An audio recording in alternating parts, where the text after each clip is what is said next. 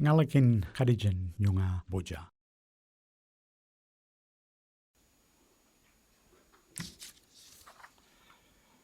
Good afternoon. And those who doesn't know me, I'm Karambod Siddiq, the director of the UWA Institute of Agriculture. Welcome to the University of Western Australia Institute of Agriculture 2021 Postgraduate Showcase.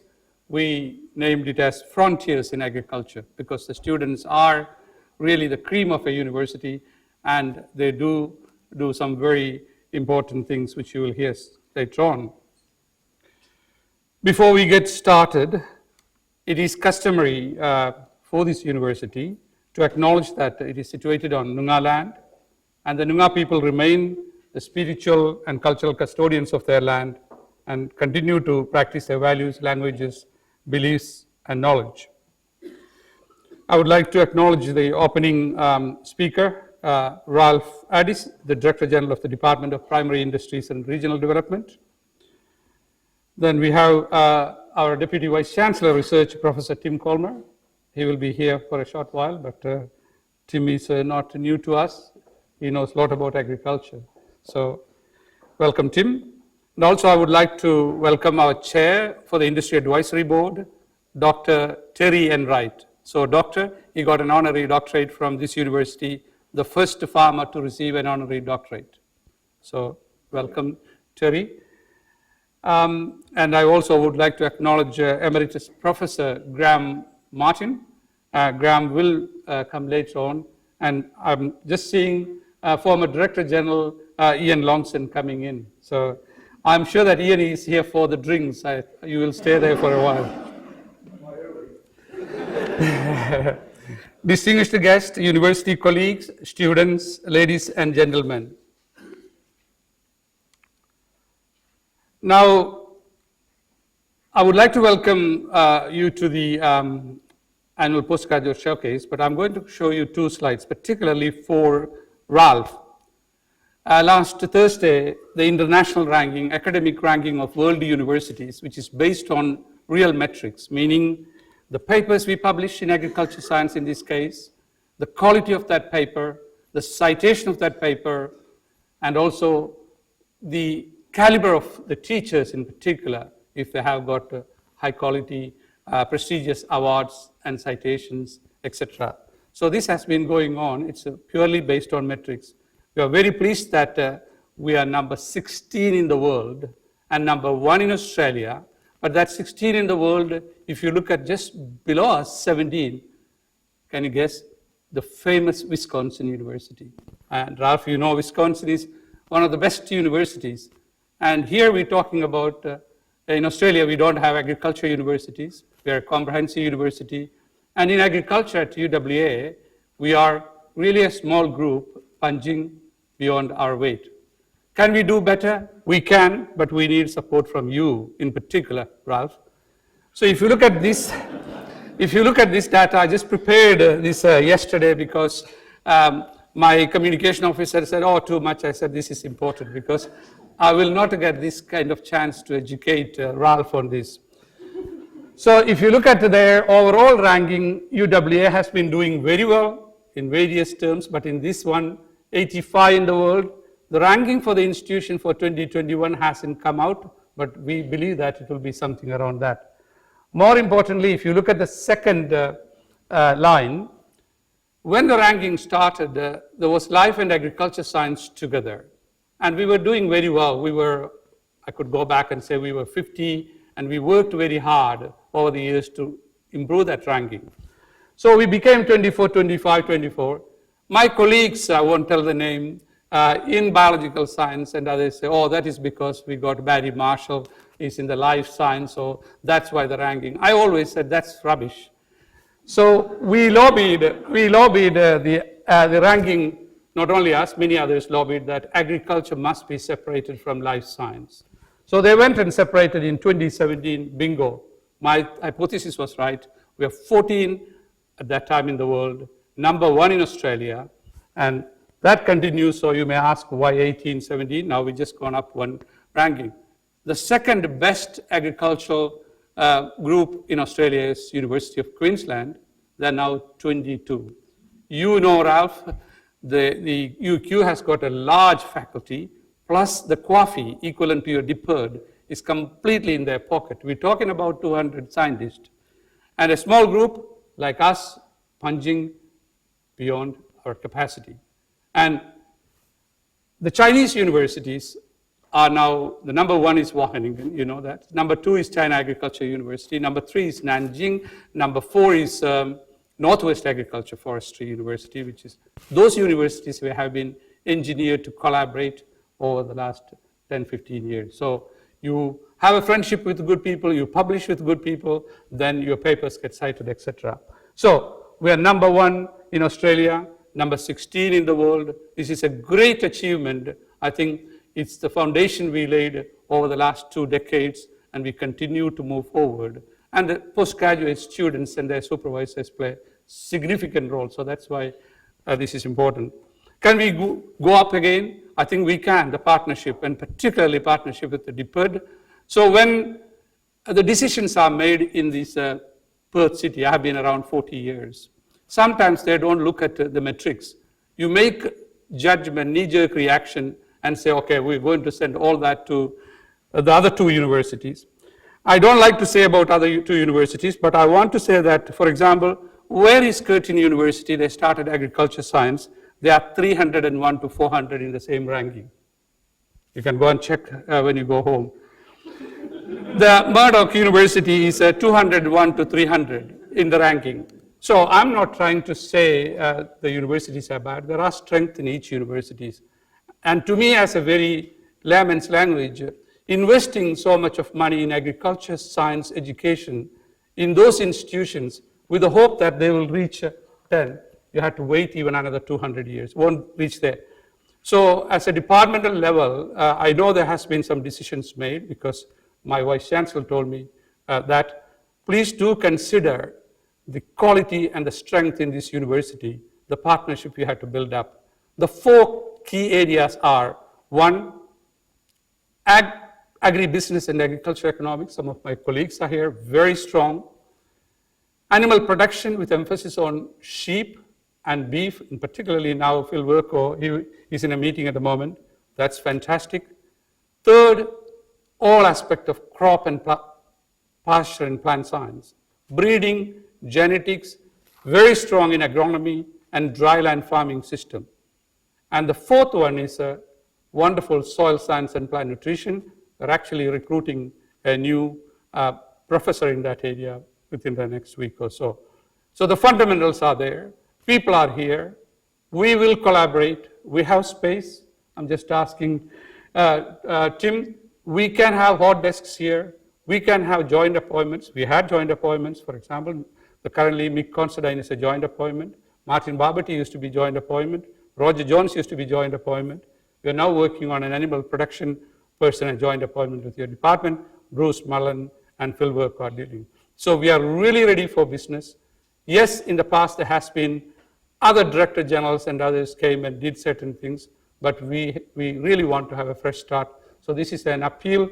I hope, Tim, I haven't overstretched my territory, but I'm one of those person. I truly believe in quality and production. So then people may ask, oh, what about the impact? One day I'll come and show you what impact. Good science, whether it is applied or in the pure science, good science will deliver impact. Thank you. I took a little bit more longer than what I should. So the Institute has played a significant role in achieving this global reputation by integrating research, education training, communication, agriculture, and related natural resource management across the university. So the postgraduate show brings together some of the UWA's best PhD students to share their research in agriculture and related areas.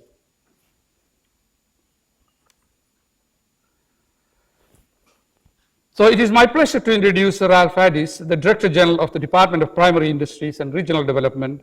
Ralph is responsible for ensuring our primary industries and regions are key contributors to the government's agenda for economic growth and diversification, job creation, strong communities, and better places. He was formerly the Director General of the Department of Regional Development and in his capacity delivered reforms across the portfolio and especially the royalties for the region program, which had quite a good success over the years.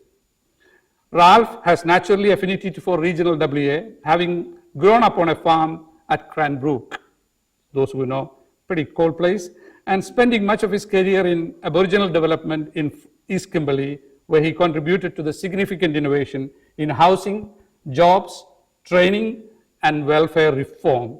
He was the chair of the Kimberley Development Commission and has held a range of commercial, not-to-profit, and local government board positions. Ralph is a chartered accountant, so he knows his business very well, holds a Master of Economic Studies, and is a graduate member of the Australian Institute of Company Directors. We are very thankful that Ralph, this is the second time, we had also a Mike Carroll Fellowship time. I think this is very important. The Director General and the senior members interact not only with this university, other universities, so you can measure what is going on and then you can make a decision based on evidence. So I would like to welcome Ralph for his opening address. And this afternoon you will hear from the students. I'll come back to you on that later. So Ralph, please, give my welcome.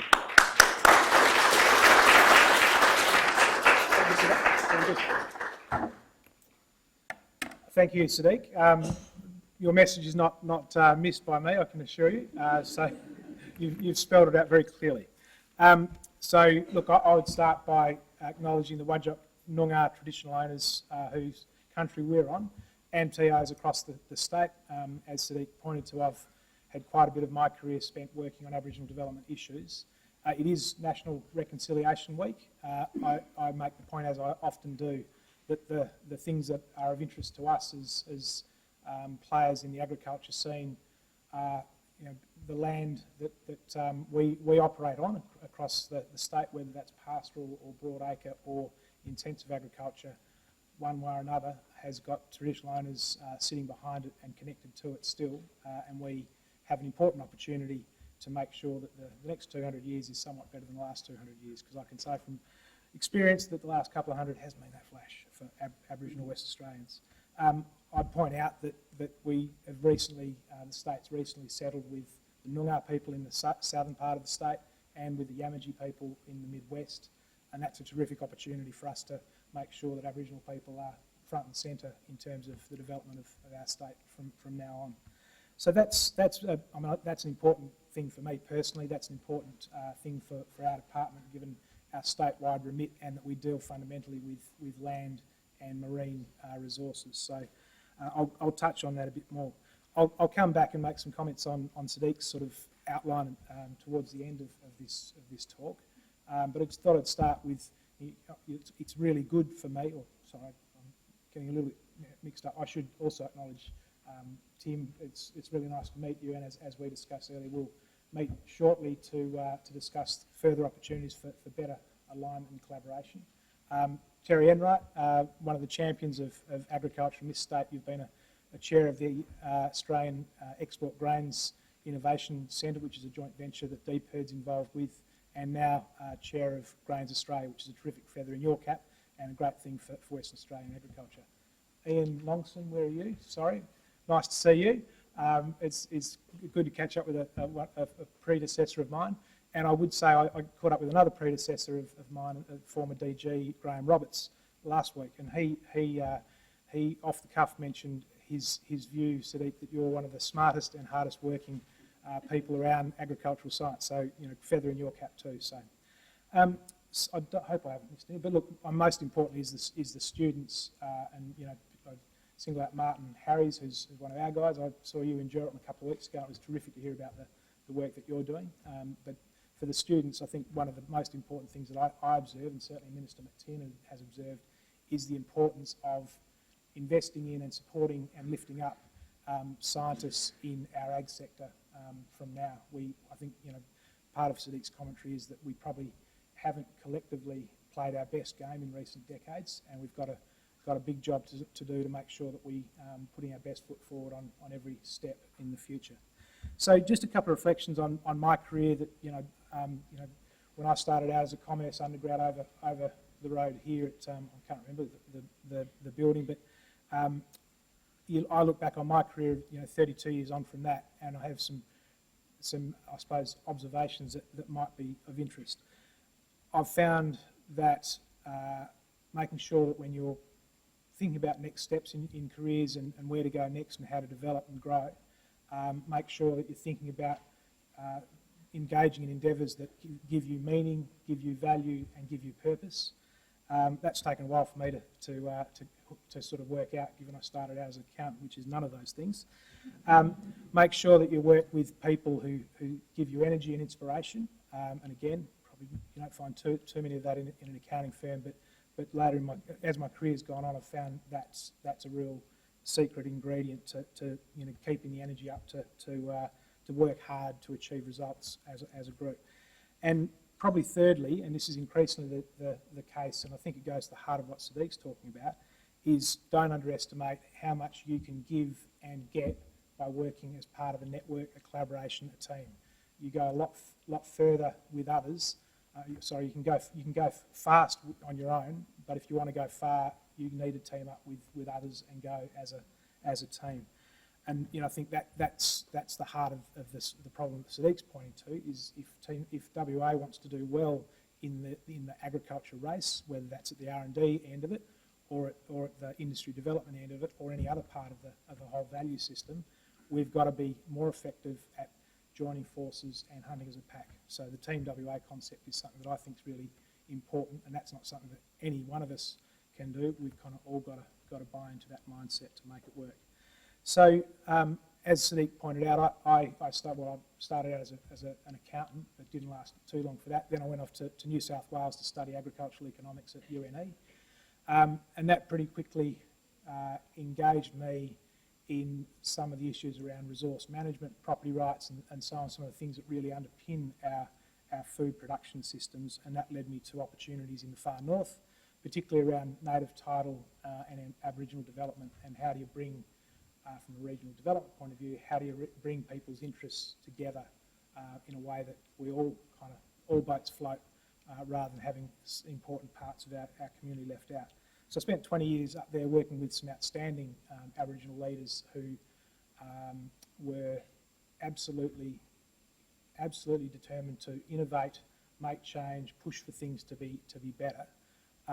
They're not scientists, but in many ways they applied many of the thought processes and attributes, which is essentially what's the current state, what's the desired future state, and what are the things, the changes, the levers that we need to pull and can pull to get on that journey to where we'd like to be.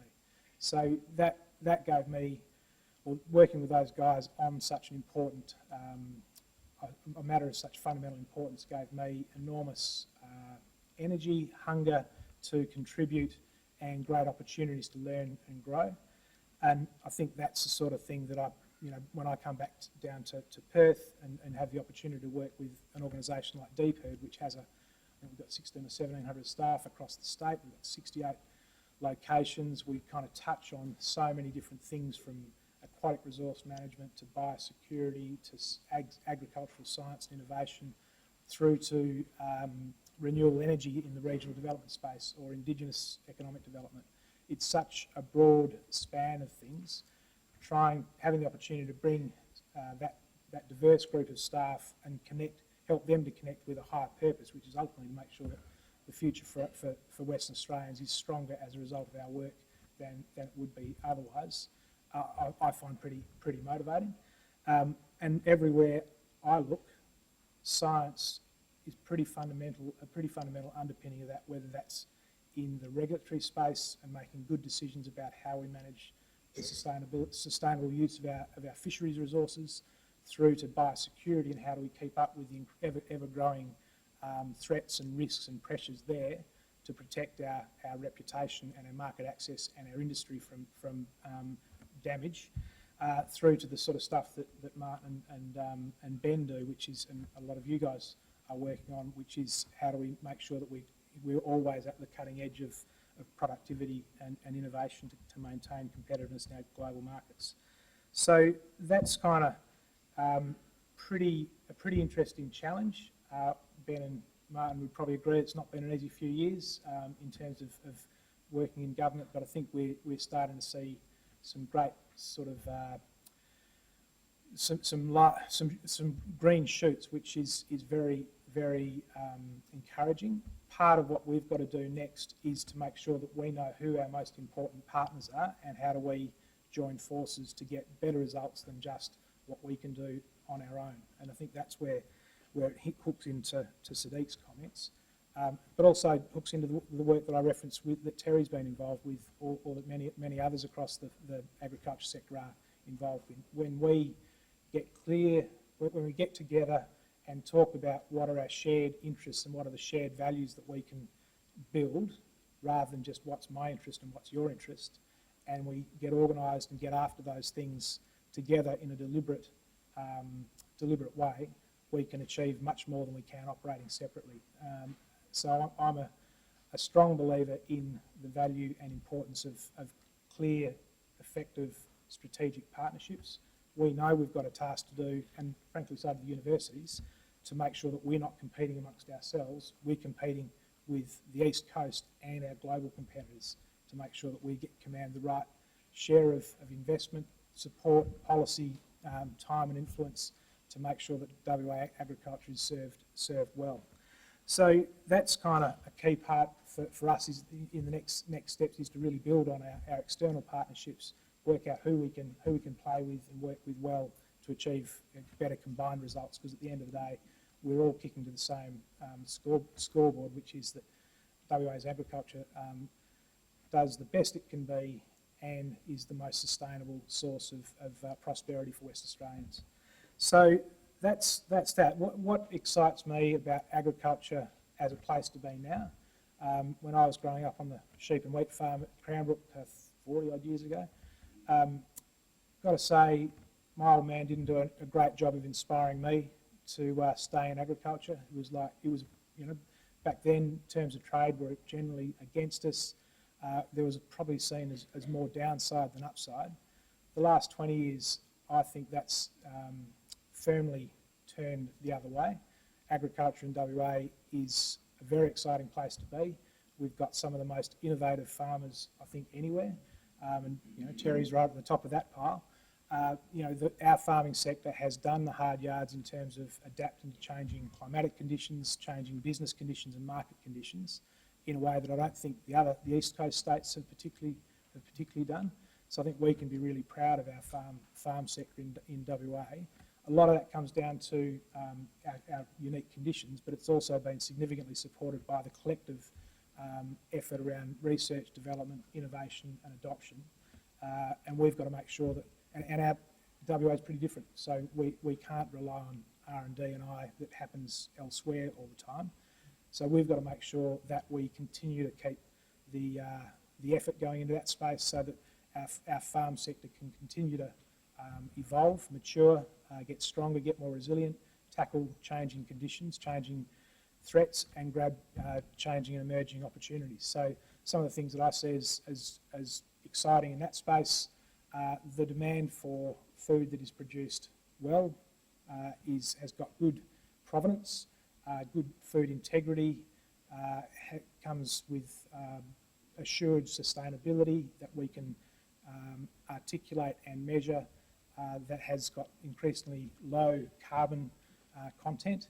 Those sorts of things are just becoming more and more critical, and particularly at the top of the value pyramid in terms of market prices. So WA is remarkably well placed to play at that top end if we continue to evolve, innovate and adapt and build the sort of, I suppose, the systems into our food sort of sector that tap that part of the market.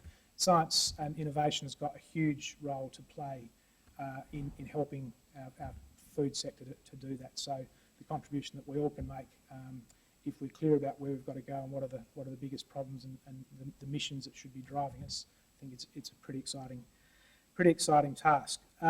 So that should say that there's a good, very positive environment of opportunity that we're playing into.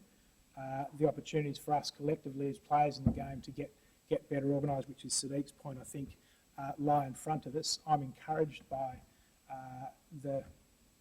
what I see as being an emerging, I suppose, understanding and acknowledgement that we'll be better off if we can play well together as Team WA than we will if we don't.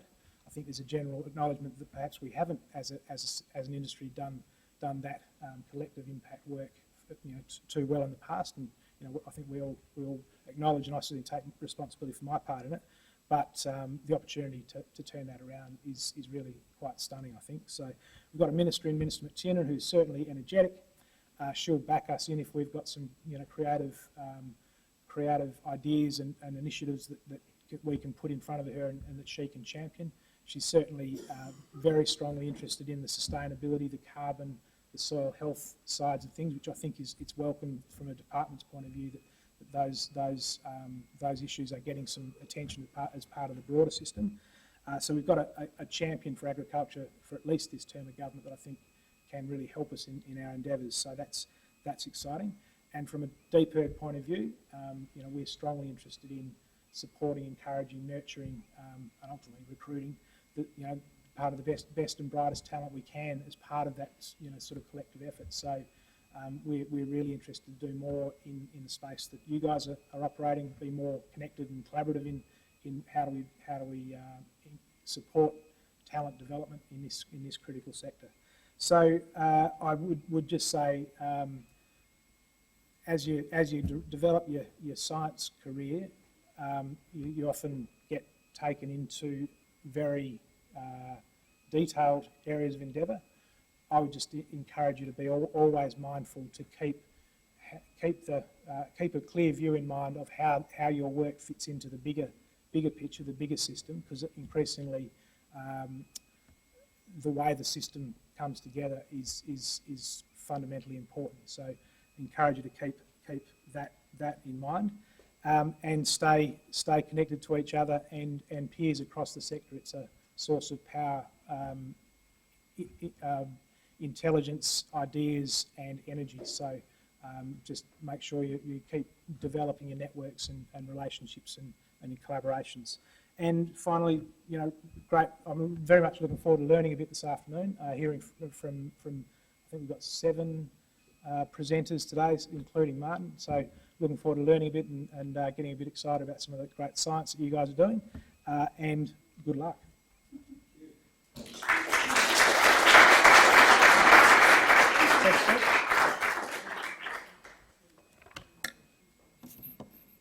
Thank you, Ralph. What a breath of fresh air. I think all the Director Generals in the department has been UWA graduates. I believe, Ian, you are UWA graduate, right? Yes. And it is really good to see that you coming very, very nicely and with a fresh outlook. I'm sure that we can build it. So it's not only the researcher, we have some fantastic numbers of undergraduate increasing number. Megan is not here, she must be busy with something else. We're beginning to see now more students interested the first year coming into the first year units. And it's ability of some of our lecturers here, people like Ken Flower, to capture those students and then draw their attention to agriculture, the 4 pillars of agriculture.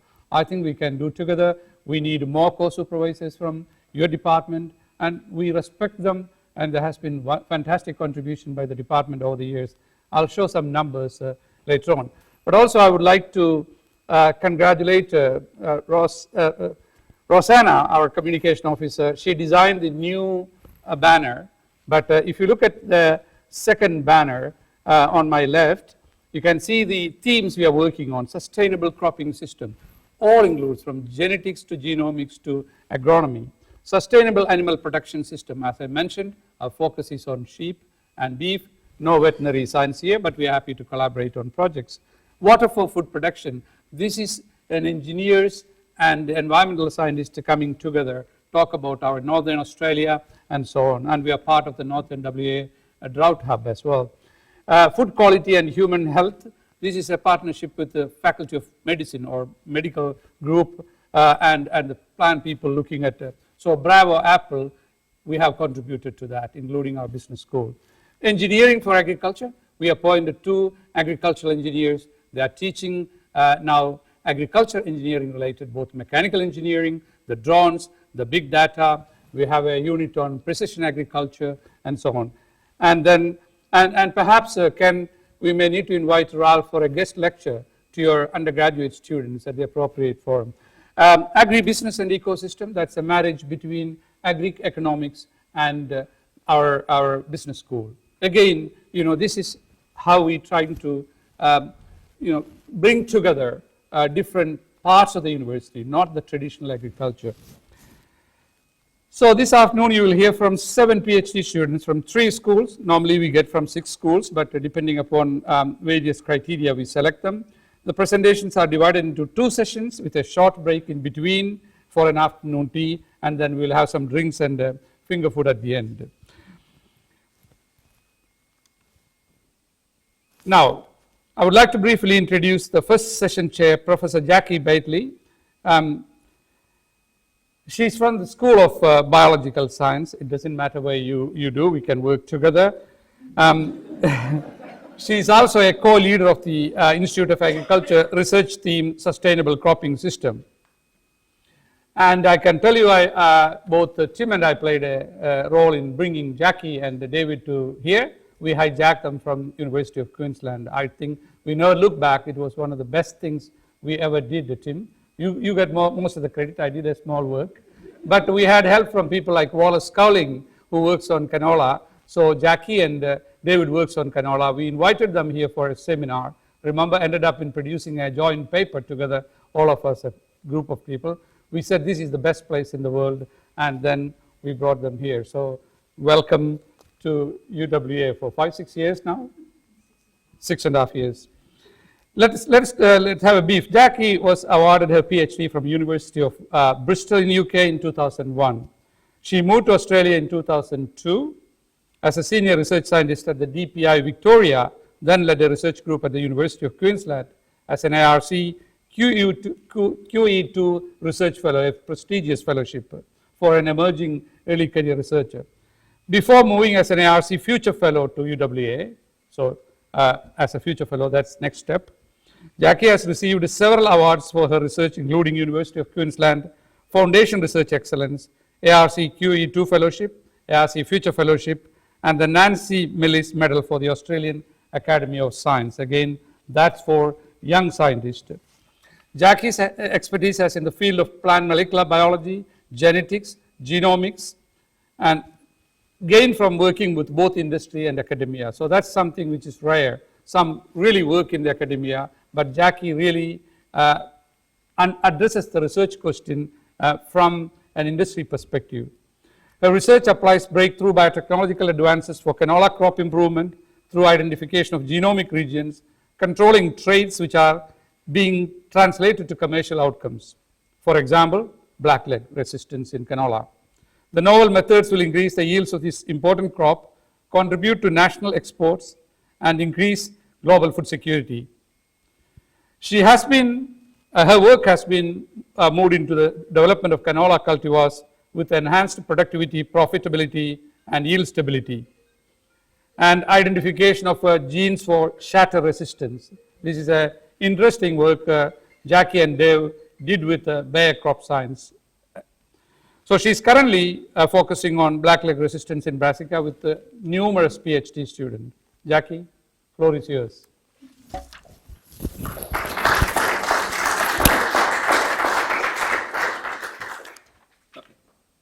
Yeah, well, it's my pleasure actually. This first PhD student that I'm going to introduce is working on Brassica diseases. So it's, as Sadiq has just said, very much in my interest. So the first student is Tamzil Mirza from the School of Agriculture and Environment. And Tamzil completed her bachelor's degree in agriculture and master's in plant pathology from the University of Agriculture, Faisalabad in Pakistan. And in 2016, she was awarded a joint PhD scholarship from the University of Agriculture, Faisalabad and UWA. And she's currently a PhD student under supervision of Professor Martin Barbetti and Dr. Min-Pei Yu. And her research focuses on fungal pathogens of canola with a specific focus on white spot white leaf spot disease. And growing disease-free canola is very challenging, especially under the current climatic changing conditions. And white leaf spot is a significant foliar pathogen which is making disease management challenging because previously resistant cultivars are now becoming susceptible. I tell you, it's a constant battle. Keeps us in a job. Tamsin will be presenting today on understanding the pathogen and environmental drivers of white leaf spot epidemics and their impact on canola. Please welcome Tamsin.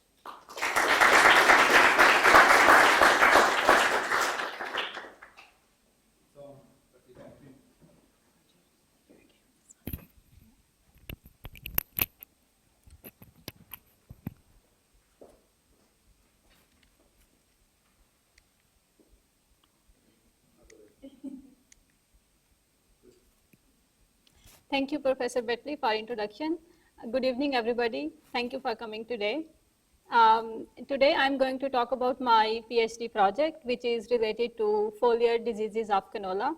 And it is important because plant pathogens have ability to evolve according to changing environmental conditions. And as a result, a significant yield of the crops can be lost to the diseases caused by these pathogens. So before I start my work, I would like to say thanks to all the sponsors and also my PhD scholarship, which is a joint scholarship from UWA and University of Agriculture, Faisalabad. I choose canola because canola is third most important oilseed crop worldwide, and it is famous for its excellent oil quality and feedstock. Australia is third largest exporter of canola globally with the annual export of $1.6 billion. To protect the crop from different weeds, herbicides are widely used. However, the crop is continuously challenged by many fungal foliar pathogens. So among the diseases which are significant challenges for the canola, include blackleg. Blackleg is caused by fungus Leptosphaeria maculans, and Western Australia loses almost $20 to $50 million due to this pathogen. And then Sclerotinia stem rot. This disease is caused by a fungal pathogen called as Sclerotinia sclerotiorum, and the yield losses caused by this pathogen include 45% or more. And then Alternaria leaf spot. This disease is also caused by a fungal pathogen with predominantly Alternaria species including Alternaria brassica and Alternaria japonica. And canola yield, up to 58% of the canola yield can be lost to this disease. And then downy mildew. Downy mildew is caused by a fungal pathogen, Hyeloperonospora brassica. This pathogen can cause destructive outbreaks also with the yield losses up to 25 to 30%. And then white leaf spot, which I am most interested in.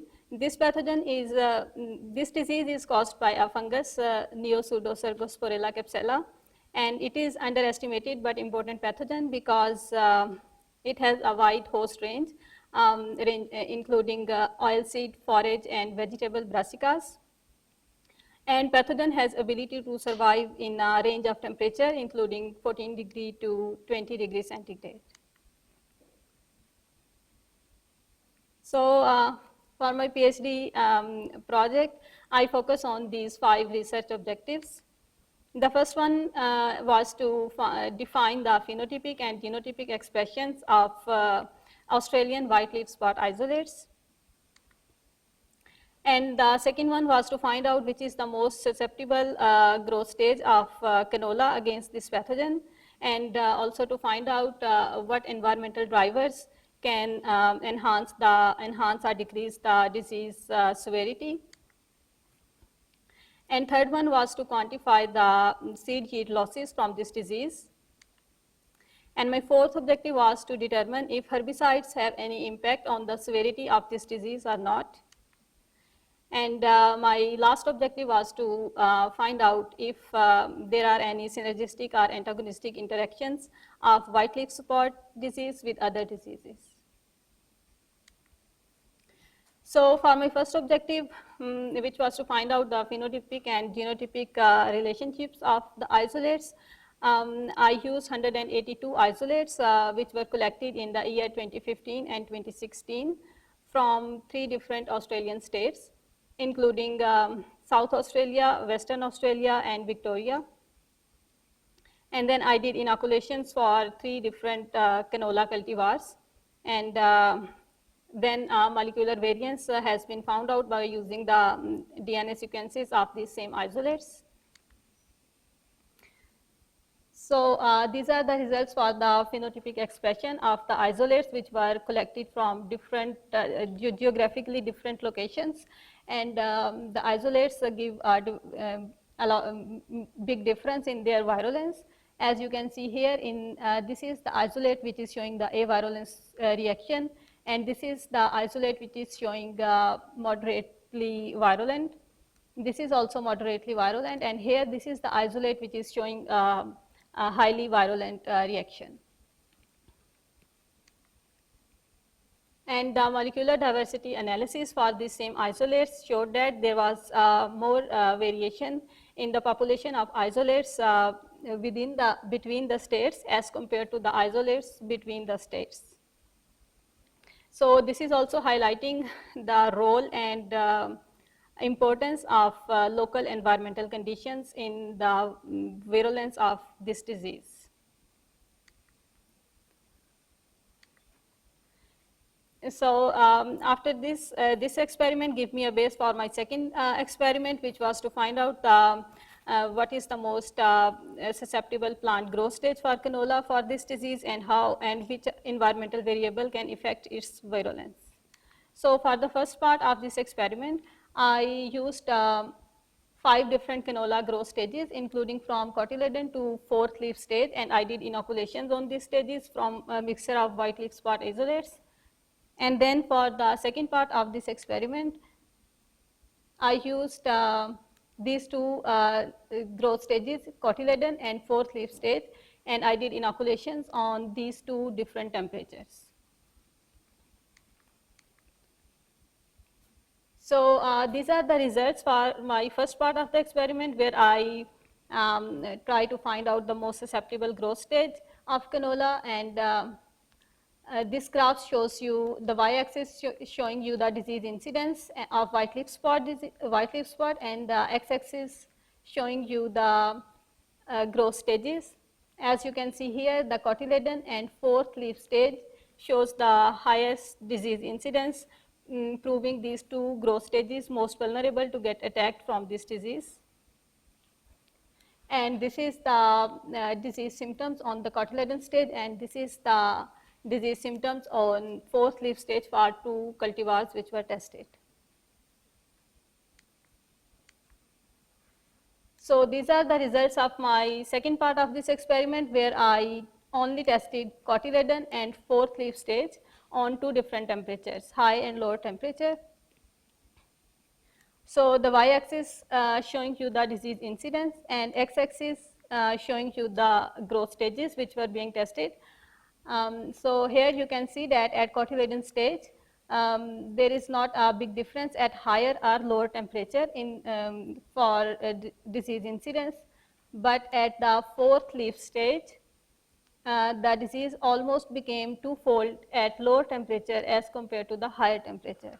And here you can see this is the 4th leaf at higher temperature, and this is the 4th leaf at lower temperature.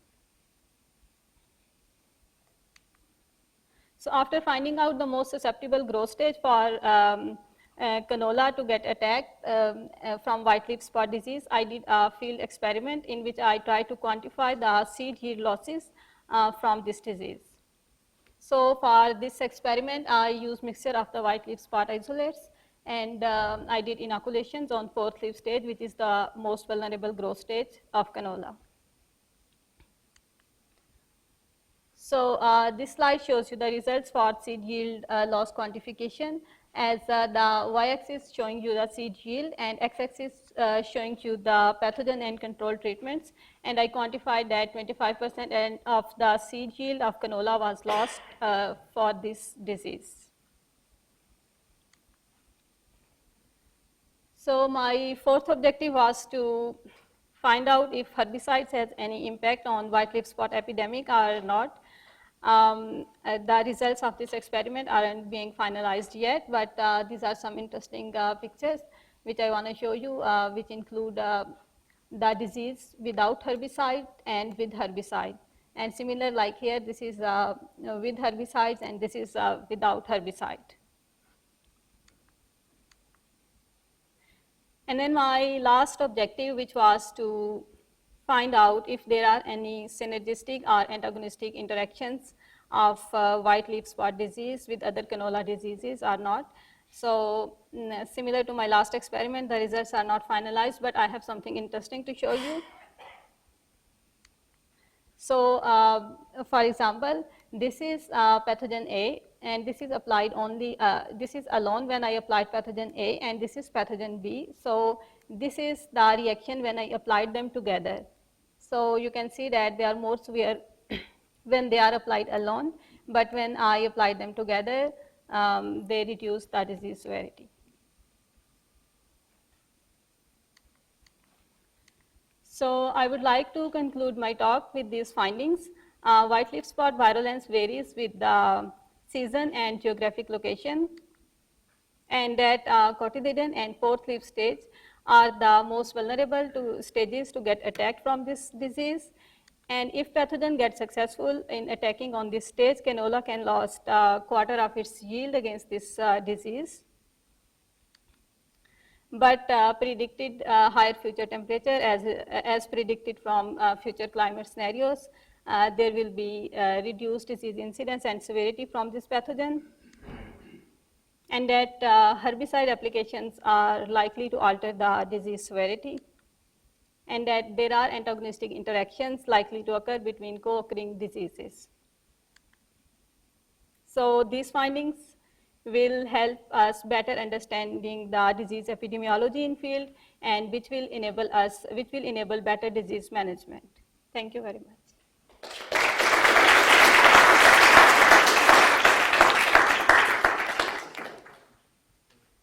Great talk. Are there any questions? Thanks very much. I had a question about your herbicides. Were these post-emergent herbicides, so herbicides that you spraying over the crop, or herbicides applied before the crop? That was the one question. What was the rationale for testing the effect of herbicides? Was there some other literature showing that herbicides might increase or maybe decrease diseases? Could you just comment on that? Yes, there is other literature which report the herbicides sometimes increase the diseases, but it's not on canola, on soybean and other oilseed crops. And are these post-emergent herbicides, so herbicides sprayed over the canola after emergence? Did you apply your herbicide over the canola? Yes, I keep in mind also the disease, what is the vulnerable growth stage of from the disease of canola. So I applied herbicide according to that timing. To the crop, Yeah, to the plant. yeah, to the plants.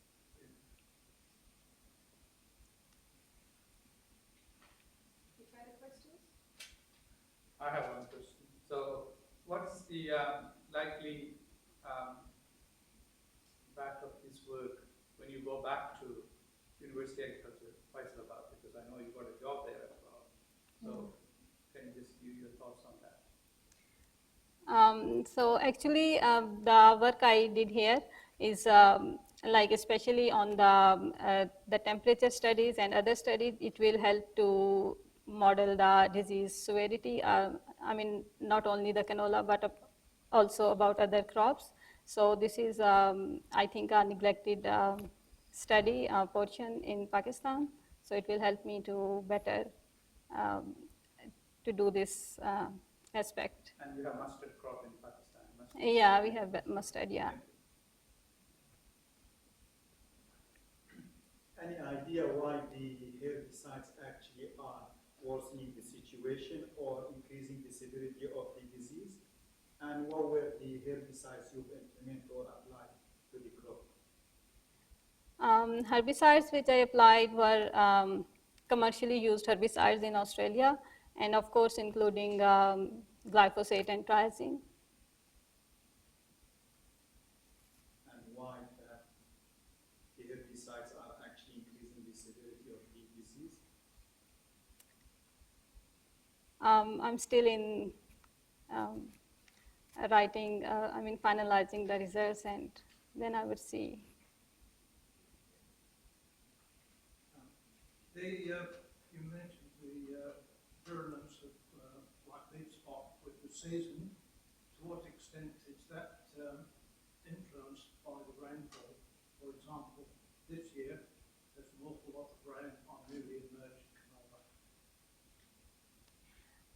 Actually, humidity increased the disease severity. It's for most of the fungal pathogens, and also same for the white leaf spot too. So in terms of ascospores, it can more spread of the spores with the rainfall. So it will increase the disease if there is more rainfall.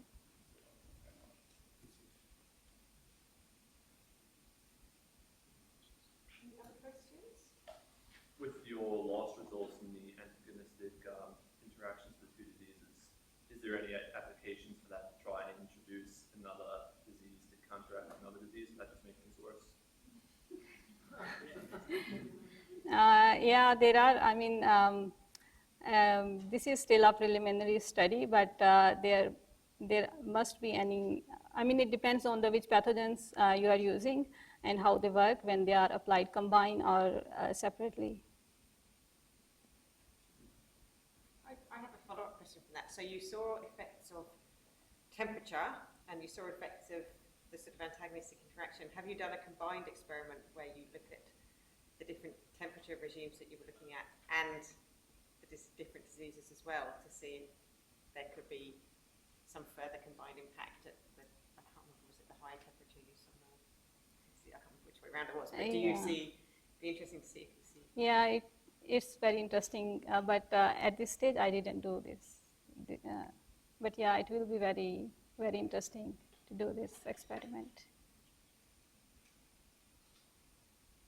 Well, if there's no further questions, thank you very much. It was a great talk.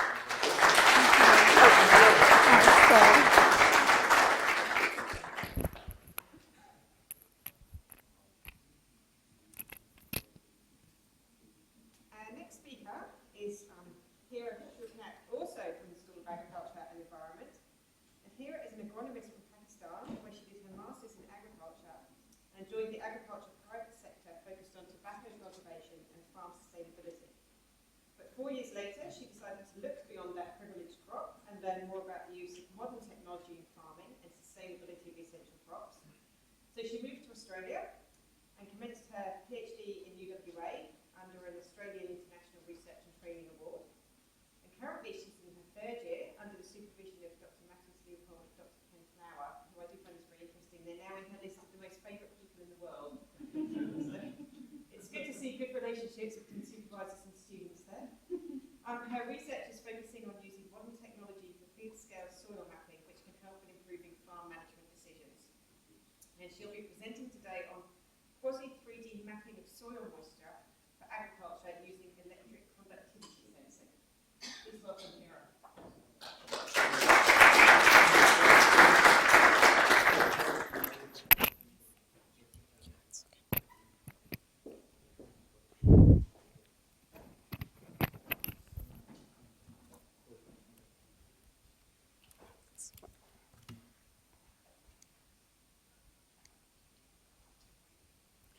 Thank you, Professor Jacqueline.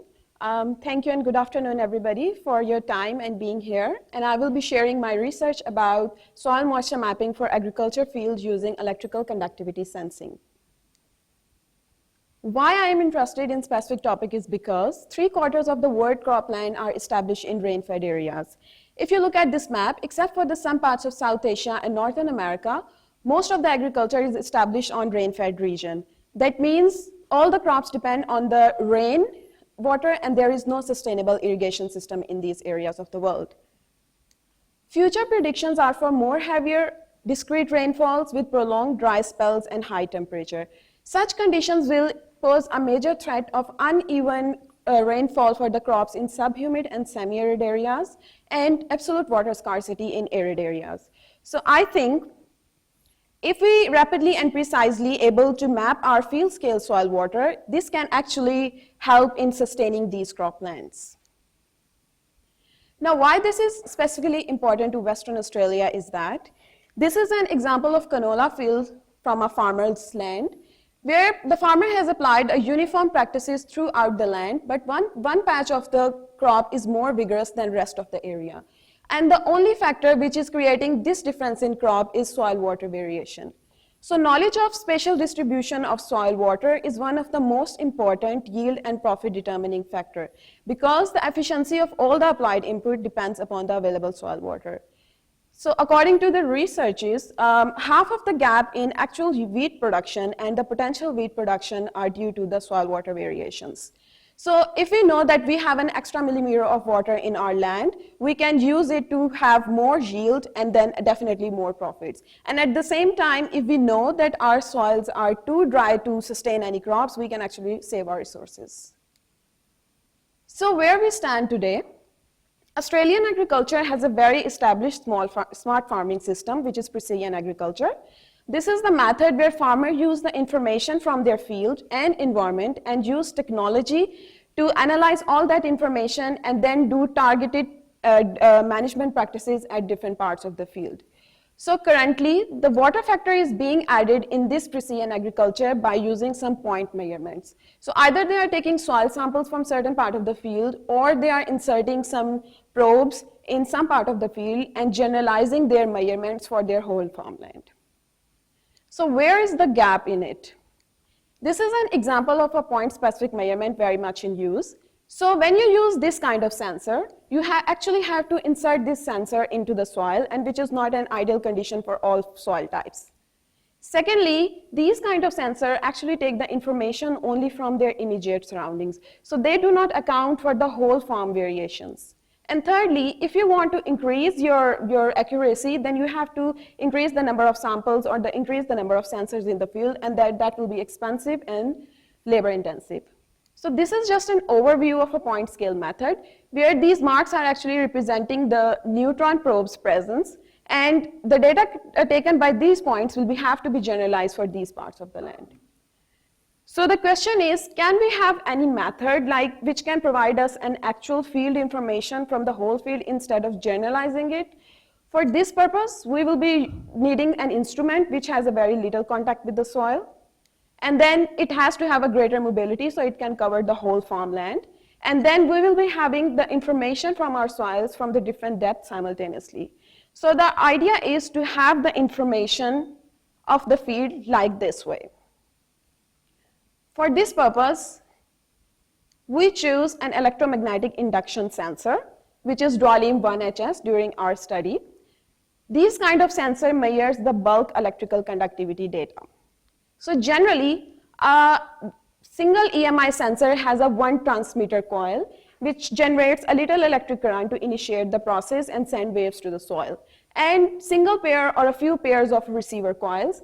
These are the coils which take the information back from the soil in the form of data. These receiver coils have horizontal or vertical geometry. These geometry actually determine to which depth the sensor is going to measure the data from the soil.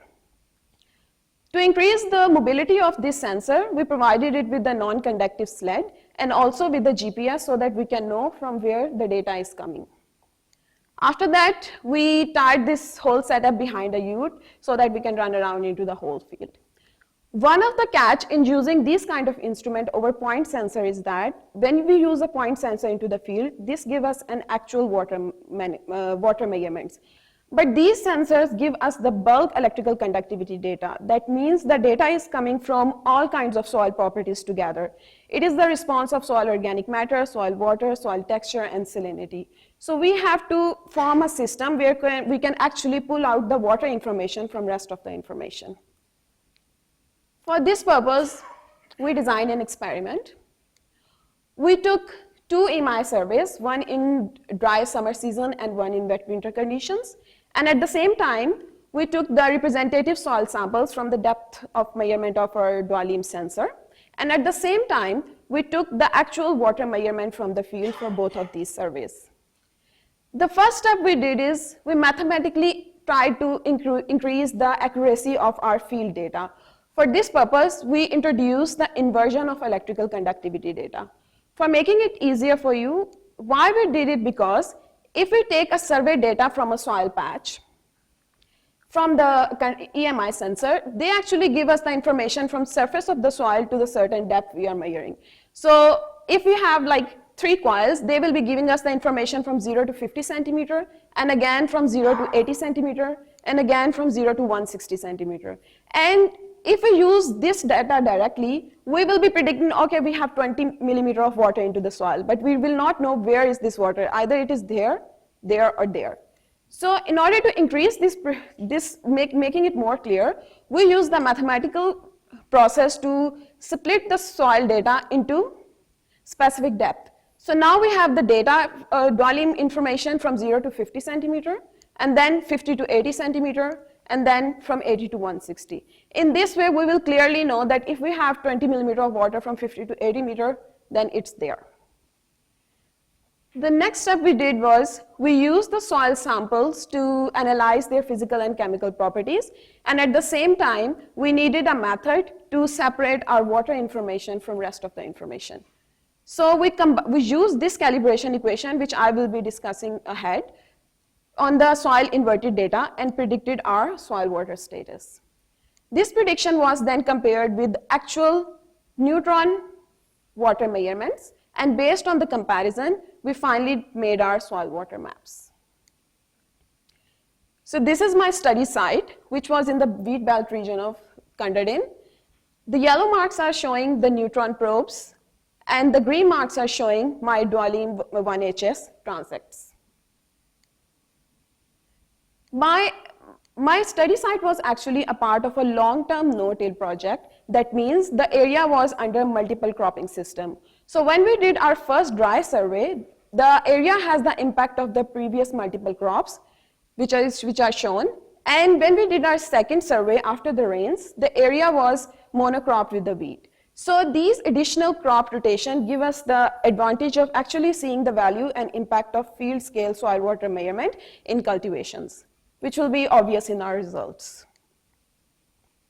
So this is my first result, where this is the information of whole bulk electrical conductivity data, which we inverted and splitted the soil depths. So generally, our wet season has higher electrical conductivity as compared to the dry season.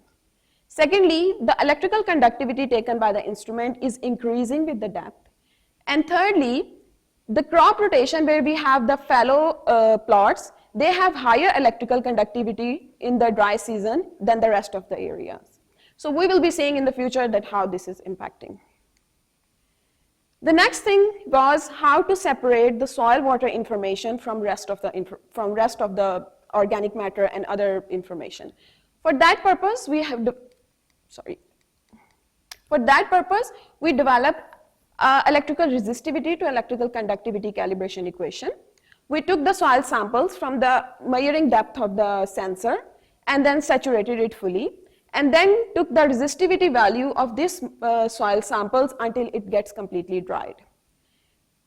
Then we made a power law calibration of electrical conductivity with the volumetric soil moisture content. Since electrical resistivity is an inverse of conductivity, we use the mathematics to use both of these equations to predict our field scale soil water. So the next step was to actually compare our prediction with the actual water measurements.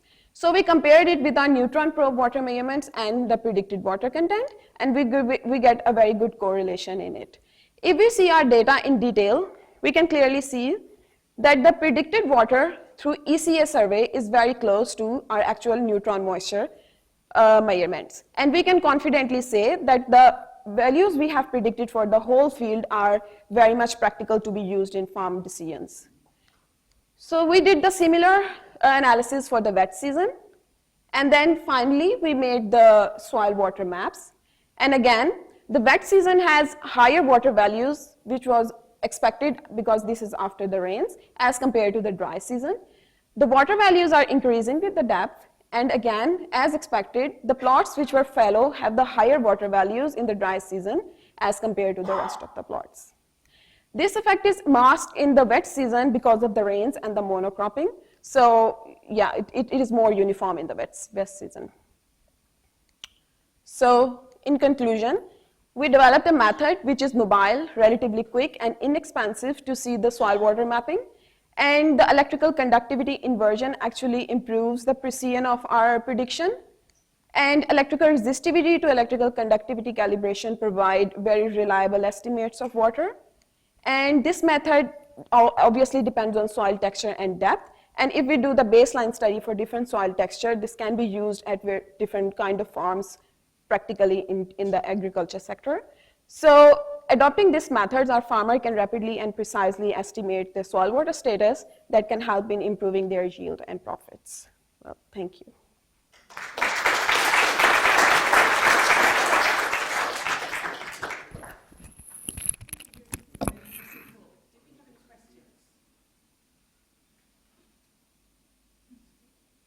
So the instrument which you're going to drag in the field, that's fine when you have a fallow or you don't have a crop. Where I want to do, for example, at emergence, tillering stage, and this is, I'm going to damage my crop. Yes, so for this purpose, these kind of instruments have to be run like after harvest or before, because in rainfed agriculture, like the most susceptible state first would be like when you sow your crops. So you cannot sow your crops if your field is dry. And definitely it will go. Yeah, but my decision is going to be, for example, I'm going to apply nitrogen fertilizer, but I need to do within the crop. That's when the sensors are useful, like the neutral moisture meter or PDR and so on. So yeah, I understand. I think Dr. Ken wants to comment. Just maybe a comment. Ken? I think if the calibrations for electrical conductivity to soil water are made robust across different soils, it will certainly be put on a tractor or on a boom. Obviously, you've got to separate it from the metal, on the boom or something like that. But it's quite feasible to have when the tractor or spray is going through the field, you could have 3 or 4 sensors on a boom, which can be monitoring soil water. So it is practical to be away. Thank you. At the start, you made the illusion that we need to account for that soil tonicity. And in my experience, where I'm using 38 to do the same on a trial basis, we've actually used DNA in 38 nets running down in between plots during season to actually make that spatial variability that fit with covariance to spatial models randomizing large-scale breeding style crop. My question with your site, there is variability in the tonicity at that site. How does that compare to the variability of the soil water content? So it was because of different crops. So we took different crops have different water absorbing capacity. So at the end of the day, we took those kind of variations into account. Yeah, but was there much variation in the site in terms of the soil tonicity? Oh, so yeah. So our site is actually not a very a saline site. It's a vertically contrasting site. But in our next experiment, we are going to the more variable site to see that impact. Mira, nice talk. Thanks very much for that. If you go back to your moisture map, yeah, and you mentioned that the rotation has a great impact on the moisture level, yeah, and the fallow is one of the best thing in terms of leaving moisture. Is that correct? Yeah. So which is first top? Yes. Top left? Yeah. And then This one. that is the yellow one. So Yes. I was wondering why half of that plot is actually, in a way or another, is there any idea, or did you went further and investigate why there is a big variation? Half of the plot is leaving more moisture compared to the other half. Yeah. No, we didn't get into that much detail. We are just only predicting our water on the large scale right now. Yeah, why? And maybe if you went there and you know the history behind that experiment. Wheat. Yeah. Wheat. Hi, I've got more of a commercial question. So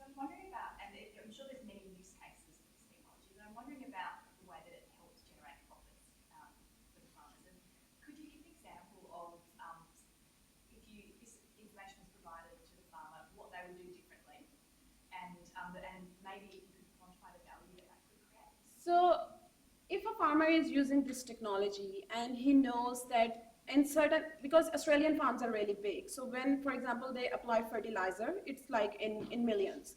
So if the farmer knows that in certain part of his farm, the water value is really low, so when he do his precision agriculture, he might not apply the fertilizer in that patch in the same amount where he is applying on the rest of the field. So from where he is getting his savings.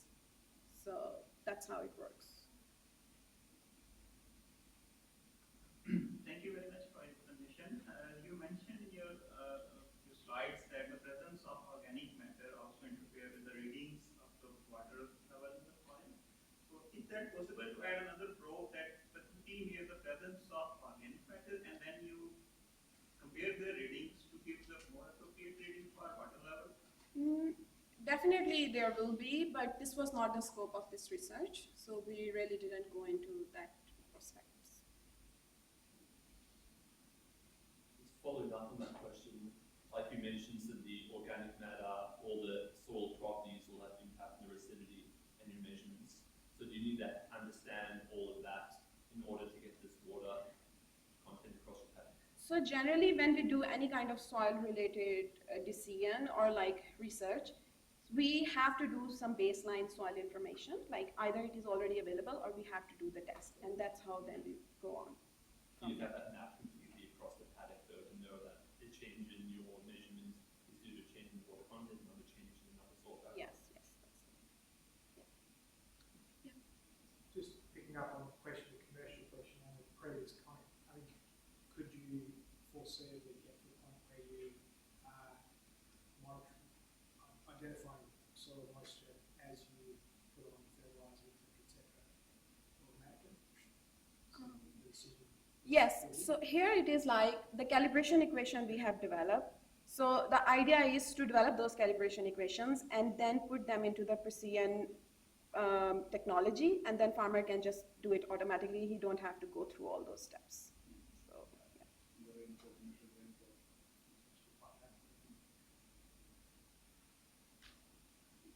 Any other questions? No, if not, thank you again. Thank you. Great.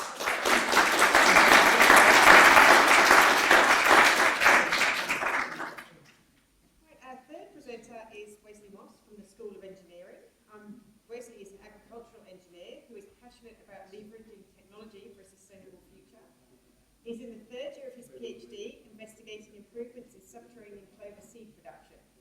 He's a Robert and Maud Gledden Scholar and an A.W. Howard Research Fellow. And you can watch Wesley compete in the upcoming FameLab Science Communication Semi-Final live. You're going to spruik that in. No, I want that to know. The title of Wesley's presentation today is The Need for Seed, Sustainably Harvesting Subterranean Clover Seed. Welcome, Wesley. Great.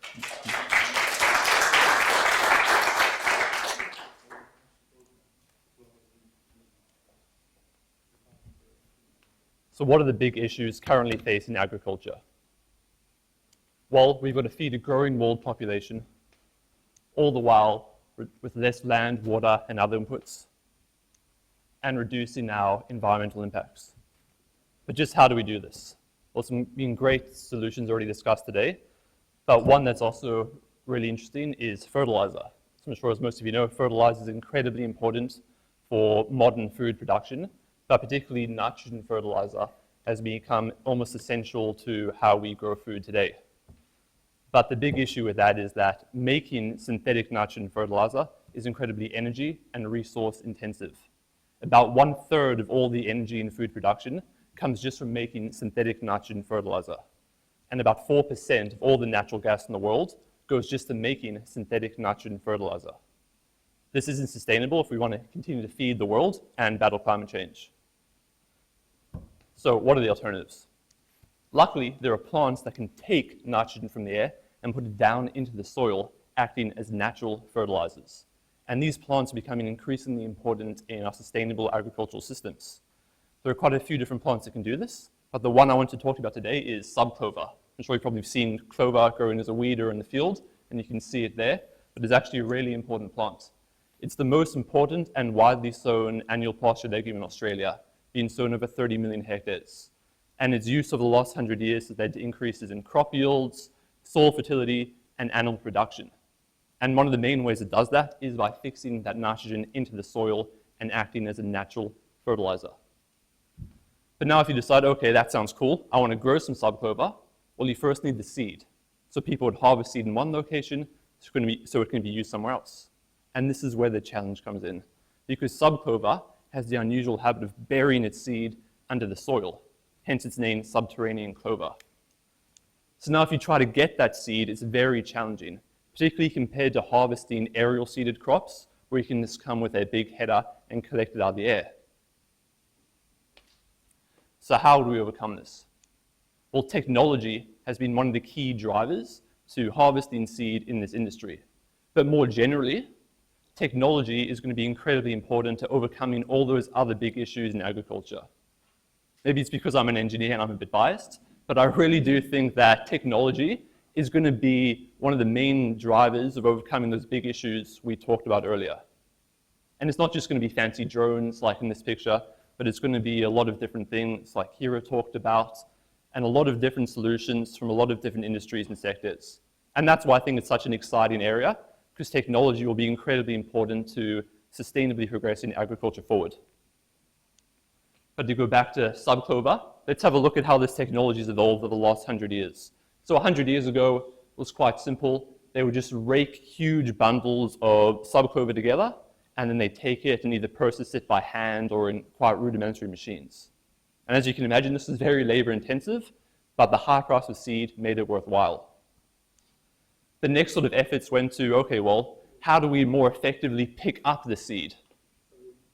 I'm sure most of you have been for a walk through a paddock or a field or go hiking, and you come home, and now you've got seed stuck to your pants or your socks or even your dog, maybe. So farmers took advantage of that exact same idea to pick up the seed with an invention called the sheepskin roller. So they'd wrap wool around a drum and roll it over a field, and then you get the seed stuck to that wool, and they'd brush it off those and it get collected in a tray like that, and that's how they could harvest the seed with this solution. And it's actually quite similar to how Velcro was invented, but this was invented 10 years before that. So this was just one cool invention of a whole bunch of other different innovations that have been done through in the subclover industry, different ways of collecting the seed and then processing it. What's also cool to note from this is that most of the innovations came from farmers rather than engineers or researchers. 70% of all the patents in subclover seed harvesting were actually patented by farmers. So how is seed harvested today? Well, it sucks. This picture isn't too far off, because actually they do just suck it up in these huge giant vacuum cleaners from the 1960s. Which you can have a look here. So these are those big harvesters, and they do just work like giant vacuum cleaners. They come and suck up the seed from the ground. So you can see as well, they're sucking up the seed. Those 4 are harvesters being pulled by a tractor, and look at all the dust that's being expelled as they're doing this. So this was that harvester we saw there. It's called the Horde Bagshaw Clover Harvester. It was first produced in the 1960s, and it revolutionized the industry with the suction method. It continued in production until the 1990s. But even though it's been out of production for almost 30 years, it's still used by nearly every single clover seed producer today. Which, as you can imagine, that causes a number of issues. That aging equipment means that there's issues with reliability and maintenance. But if you have the newest harvester available, it's 30 years old, but most farmers use ones that are a lot older than that, some with up to 60 years old. This also creates a big issue if you're a new seed producer who wants to get into the industry, because it's very hard to actually find a machine that you can use to harvest your seed. It's a very slow and labor-intensive process. Those machines come along at about 2 to 3 kilometers per hour and suck up the seed through a 1.2 meter pickup duct. But what makes the whole process even slower is you have to do a lot of passes to pick up the seed. On average, farmers will do 11 passes just to harvest subclover seed. And that involves a lot of raking and harrowing to bring the seed up to the surface before you can even come with a suction harvester to pick it up. So there'll be several of those preparation passes, then you can come through with the suction harvester, have to prepare again, and then do some more suction harvest passes. And the result of all of those passes and the suction method can damage the soil structure and lead to increases in soil erosion and loss of soil nutrients. And as Arthur alluded to earlier, like soil health is incredibly important, and this is a big issue for the industry. These problems have led to a decrease in the number of skilled seed producers and threaten the future of the industry. Therefore, my research is looking into new solutions to increase the efficiency and sustainability of subclover seed production. So to do this, first we tried to understand what exactly is the problem. So we went around, we spoke to farmers, conducted a series of interviews across the country, then also had some workshops in the key seed producing regions of southern Australia, and then we sent out a survey to collate all that information. And this was really important to us because we wanted to capture from the farmers themselves what the issues were, how were they doing things, and what would work in a new system. That's because we wanted to make sure that anything we did develop would address farmers' actual issues and it would be something they'd actually use. We've also conducted a series of studies into the plant properties themselves, looking at things like seed viability, the aerodynamic properties of the plants, and the mechanical strength of plants to understand how subclover behave in different harvest situations. We conducted a series of modifications and machinery testing. So that involved visiting farmers during the harvest season, taking measurements of their machines during their harvest, and seeing what different modifications they've used and evaluating those. We're also very fortunate that a generous farmer has lent us one of his harvesters, and we have a UWA that we've been able to run tests on and look at. And the results of doing all this research, we concluded that the root cause of those issues in the industry is the suction harvest technology itself. We can make modifications to the current machinery, but this wouldn't really address the core issues because it would be bounded by its reliance on the suction technology. Similarly, new systems we could develop that would be suction-based would have similar issues with the high number of preparation passes and degradation to the soil from the suction process. Therefore, we think we need new solutions that will come from outside this suction technology to address these issues. But an important thing we also noted when we went around and spoke to farmers in these workshops is that there wouldn't be a huge demand for a completely new system, well, not enough to justify a machinery producer to come in and produce it from scratch. Therefore, we realized we had to find solutions from other industries that we could adapt for use in subclover seed harvesting. So we went around to see, okay, well, what technology could be viable that we could adapt for this industry? And we identified peanut harvesting as quite a viable solution. So why peanuts? It's established technology. They make a lot of peanut harvest. This is a big industry. So if you want to go buy peanut harvest today, you can, and they're not even that expensive. It's actually very well suited to subclover. So most of you probably know this, but I didn't realize that peanuts aren't actually a nut. It's a legume, but more importantly, like subclover, it's an underground legume. So there's a lot of similarity between the two. And peanut harvesting has a very simple two-pass process, which is very simple compared to subclover's upwards of 11, maybe even more passes. So to harvest the peanut, you come with a machine called a digger that comes along, cuts underneath the taproot, lifts up the plant, inverts it, and lays it on the ground with the peanut bunch facing up. It then dries for about a week or two before the second pass is a combine harvester to pick it up and process the peanuts. So we were really intrigued by this idea, and I think I heard Sadiq mention Kingaroy. So we went to Kingaroy, the home of peanut harvesting in Australia, which is in Queensland, to have a look how they did things there. And we thought, okay, yeah, this could work. So much so that we went and bought our own peanut harvester. And there it is, and it's next to one of the old suction harvesters. So we took this peanut harvester to the university field station in Shenton Park and ran some tests. So here you can see it operated on a subclover paddock. Doran will get a bit greener. So there's the blade coming along. It's cutting underneath the ground. So it's cutting underneath the ground, picks it up, drops out all the dirt there as it comes up that conveyor belt, and then it inverts the plant and leaves it upside down there. So we were quite pleased with this as an initial test. You can see it worked quite well. It was able to cut a nice row through that sward, pick up the plant, and invert it there with the seed facing up. Note there that the plant is still quite green. So the next stage of this, which you need to evaluate, is what would be the best method to come and pick this up and process the seed. We then took this peanut harvester down to a commercial seed harvesting property in Capel and tested it there. Conditions were a bit more challenging, but we learned a number of lessons. So we identified that we'll need to make machinery modifications to this system. And that's because peanuts and subclover are grown quite differently. Peanuts are grown in rows, whereas subclover is grown in swards. So we need to adapt the machine to account for that. Also, peanuts bury themselves a lot deeper than subclover. Another important thing we need to evaluate is harvest timing. So currently for subclover, they wait until the plant is completely dead. And this gives you the max amount of time for the seed to mature. But for a peanut-style approach, we'd have to wait until so we'd have to go a bit earlier when the plant's a little bit greener, like you saw there, and that soil will be strong enough to hold onto the seed in the plant. So we need to balance then what will be the trade-off between harvesting earlier for strength and potential losses in seed viability. So we still need to work that out and what will be the optimal time to harvest. But overall, we think the results support further investigation and that peanut harvesting technology might be a viable solution for sustainably harvesting subclover seed. To summarize, subclover is a very valuable plant in Australia, particularly for its ability to take that natural nitrogen and reduce our reliance on synthetic fertilizers. However, harvesting its seed is very difficult because it buries itself under the ground, and the current technology sucks. So it's slow, it's old, and it causes damage to the soil. We said, okay, what could do a potentially better job, and identified peanut harvest technology as a viable solution. Tests from from last season, show that it might be a viable solution, but we need to do a bit more work to figure out exactly how to operate it. But overall, technology will be the key to overcoming issues in this industry.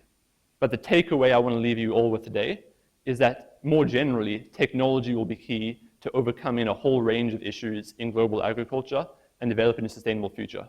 Thank you.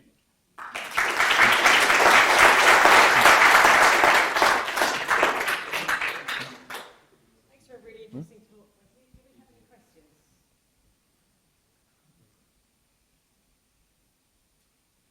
Thank you very much. Nice talk.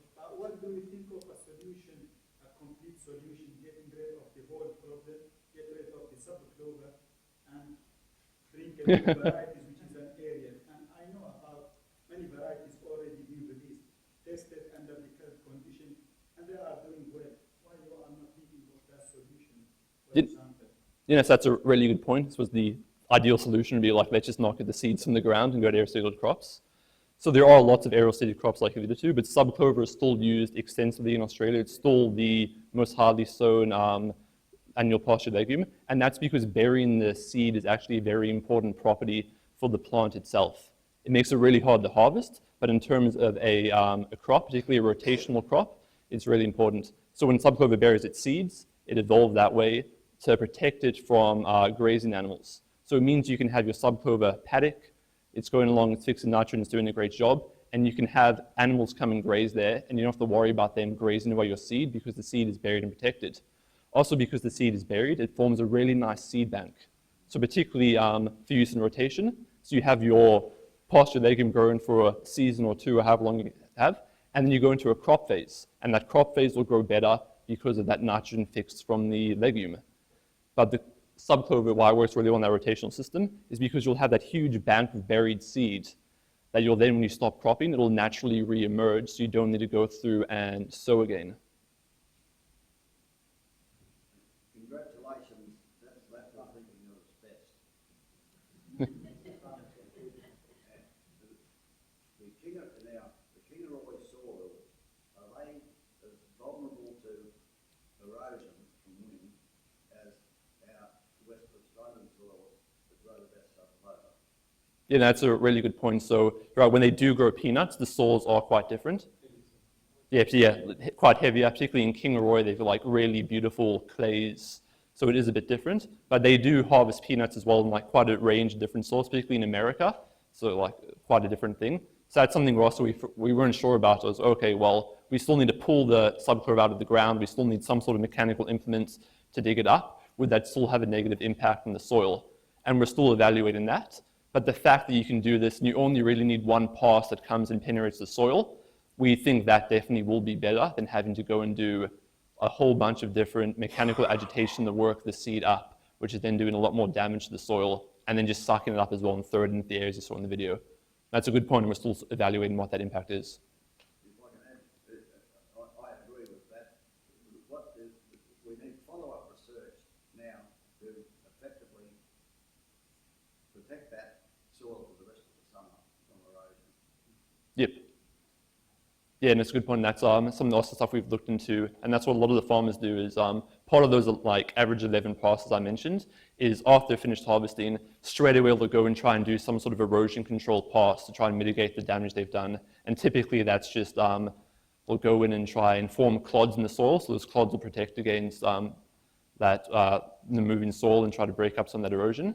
But it still is quite typical here. Farmers will say that their fence lines will just be covered in dust, and their neighbors won't be happy with them because they're getting dust blowing everywhere. And the farmers who don't do such a good job of it and don't take good care of their soil, there's lots of anecdotes of them stepping into the soil and it's already decreased by over a meter just from like, or maybe not a meter, but like a foot from all the soil loss over the years.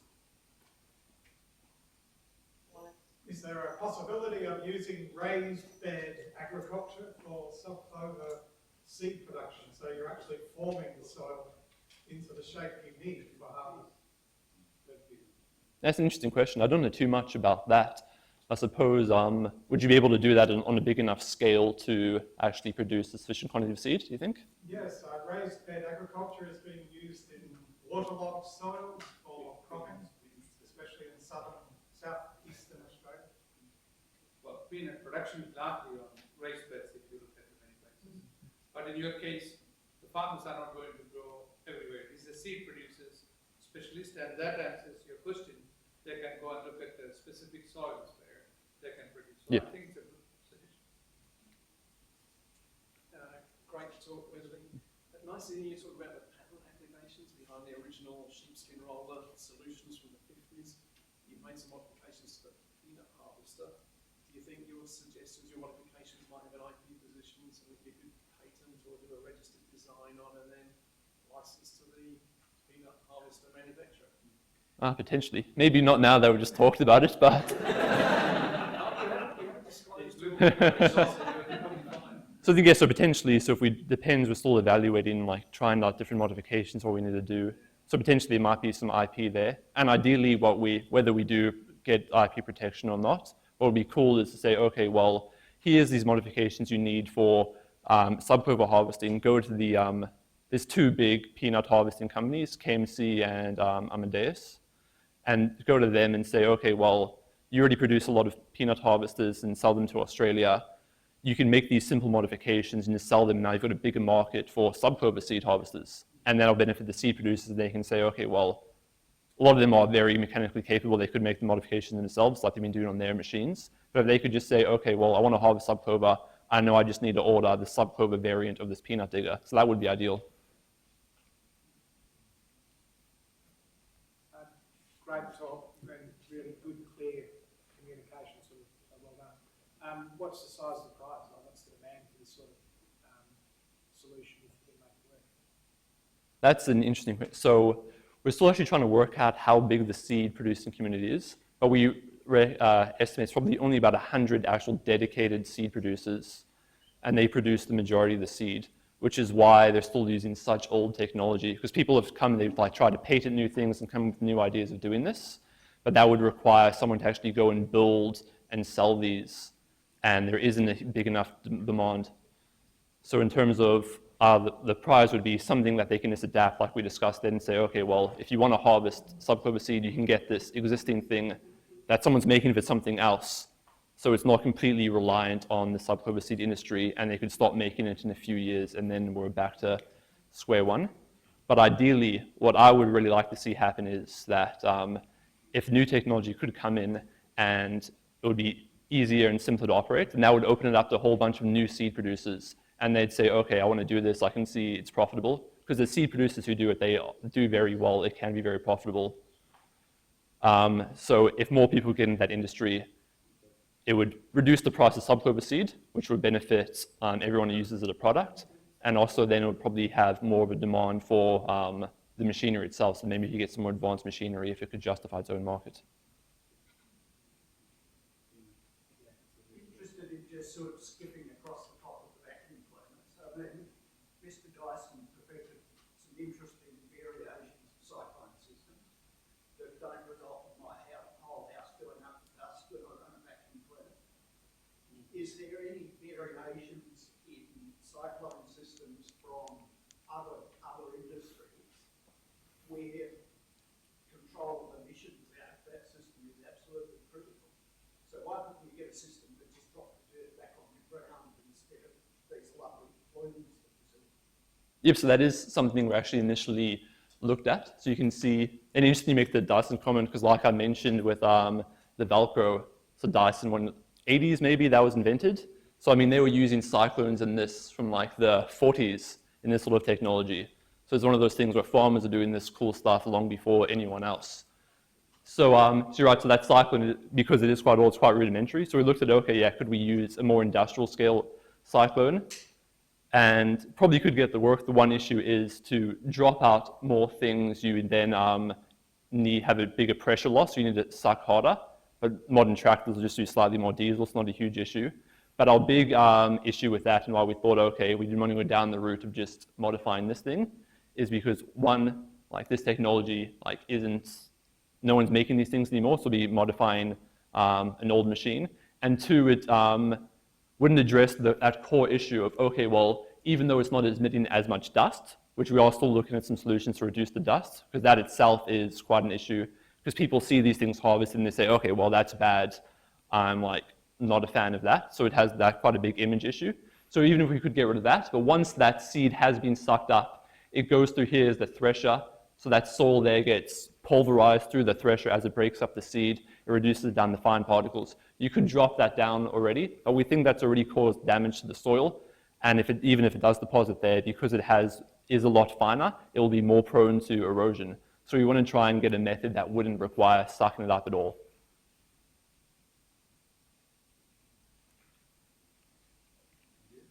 There's no more talks. Thanks for opening our eyes to Thanks, history and other opportunities. Thanks for a great talk.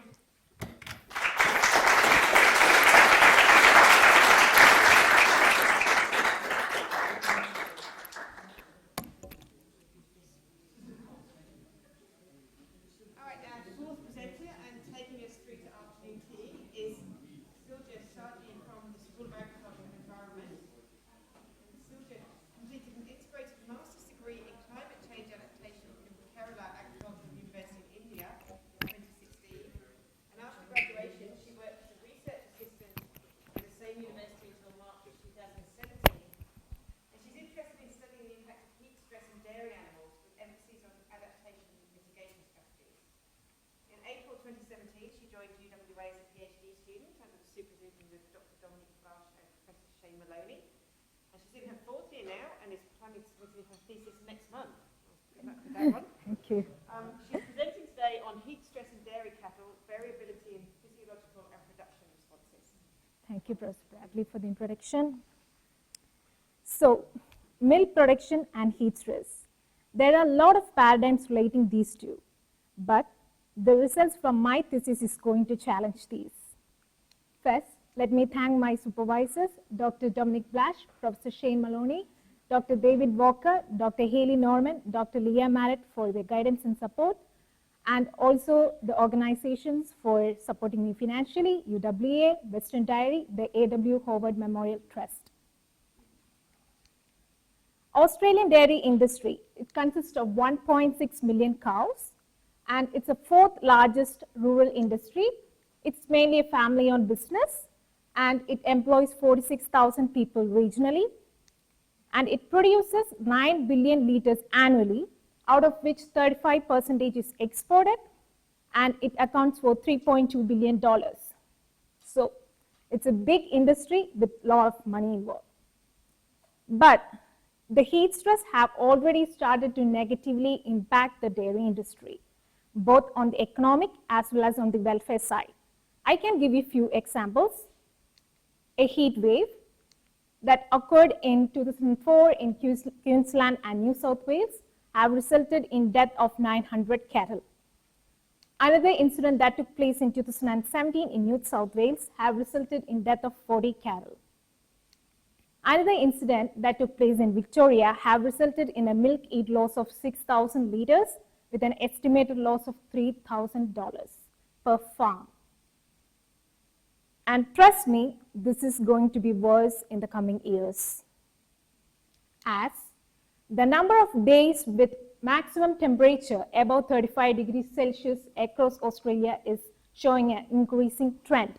Even though it's variable, it's showing an increasing trend. In 1960s, it was less than a month with days of maximum temperature above 35 degrees Celsius, but now it has become almost more than 2 months with this temperature 35 degrees Celsius. Please remember this number because I am going to talk about it later. So, how an animal gets heat stress? Here we have a cow. She eats a lot. She produces a lot of milk. That means she is metabolically very active. She produces a lot of heat.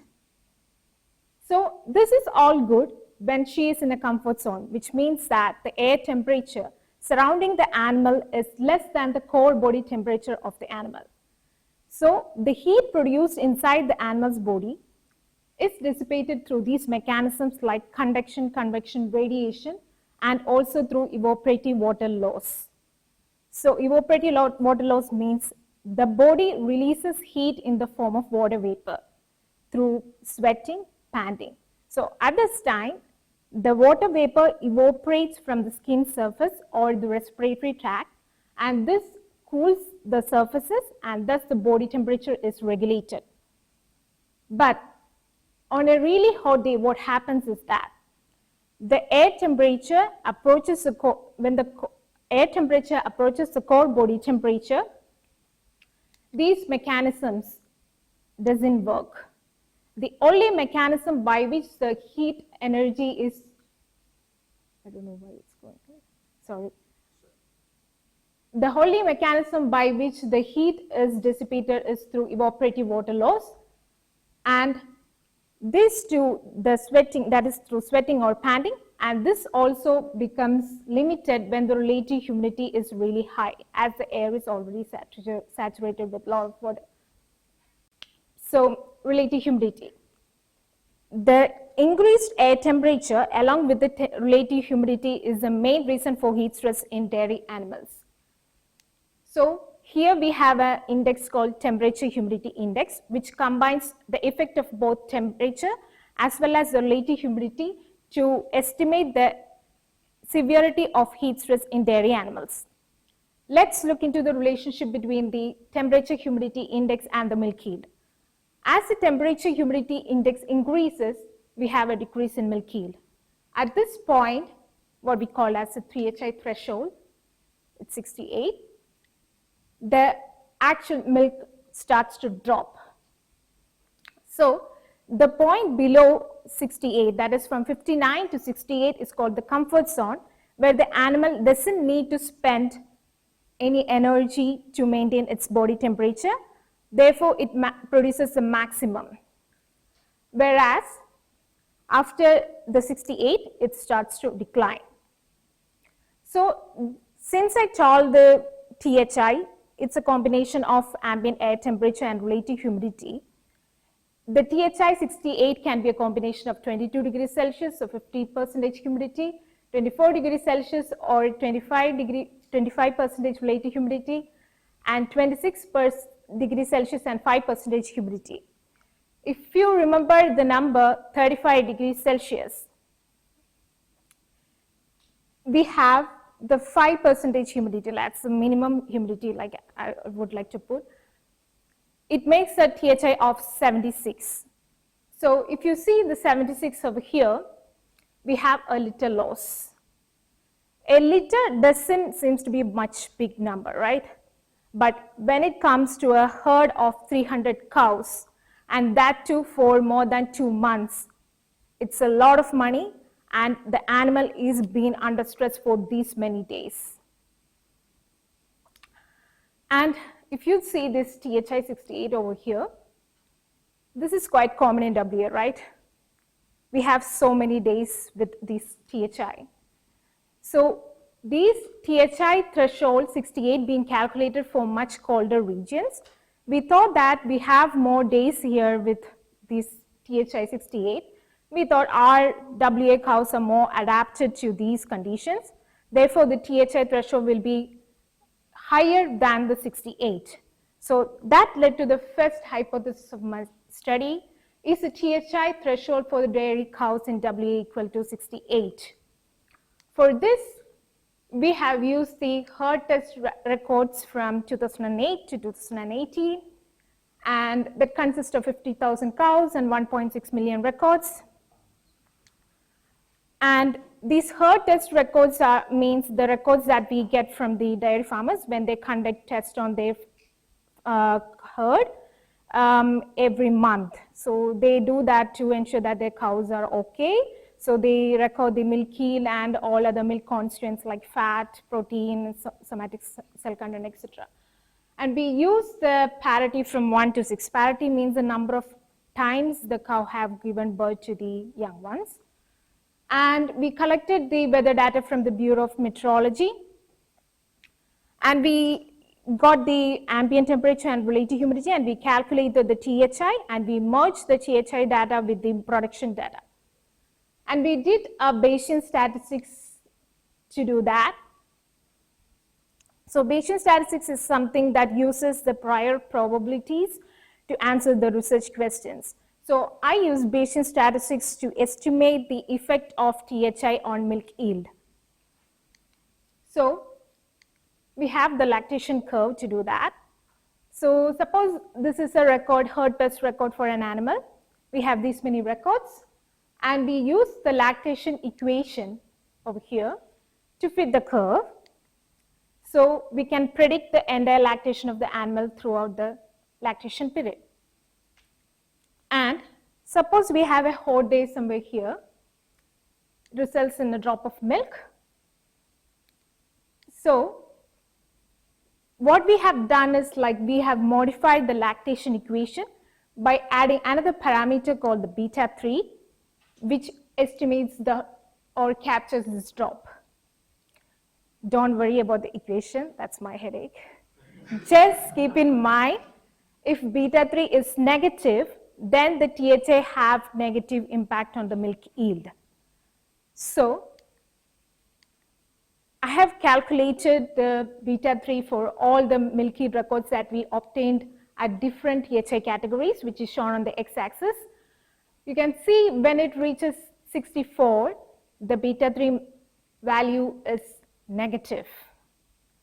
Since Bayesian analysis is based on random sampling, we have to look for the probability of this event to be happening. Like this beta 3 being negative, to be, the probability should be close to 1. Yes, it is 1. So we can believe that this beta 3 being negative is true.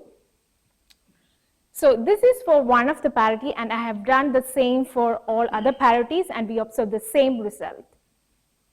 So what was our research question? Is the THI threshold for the WA cows is equal to 68? No, it's not.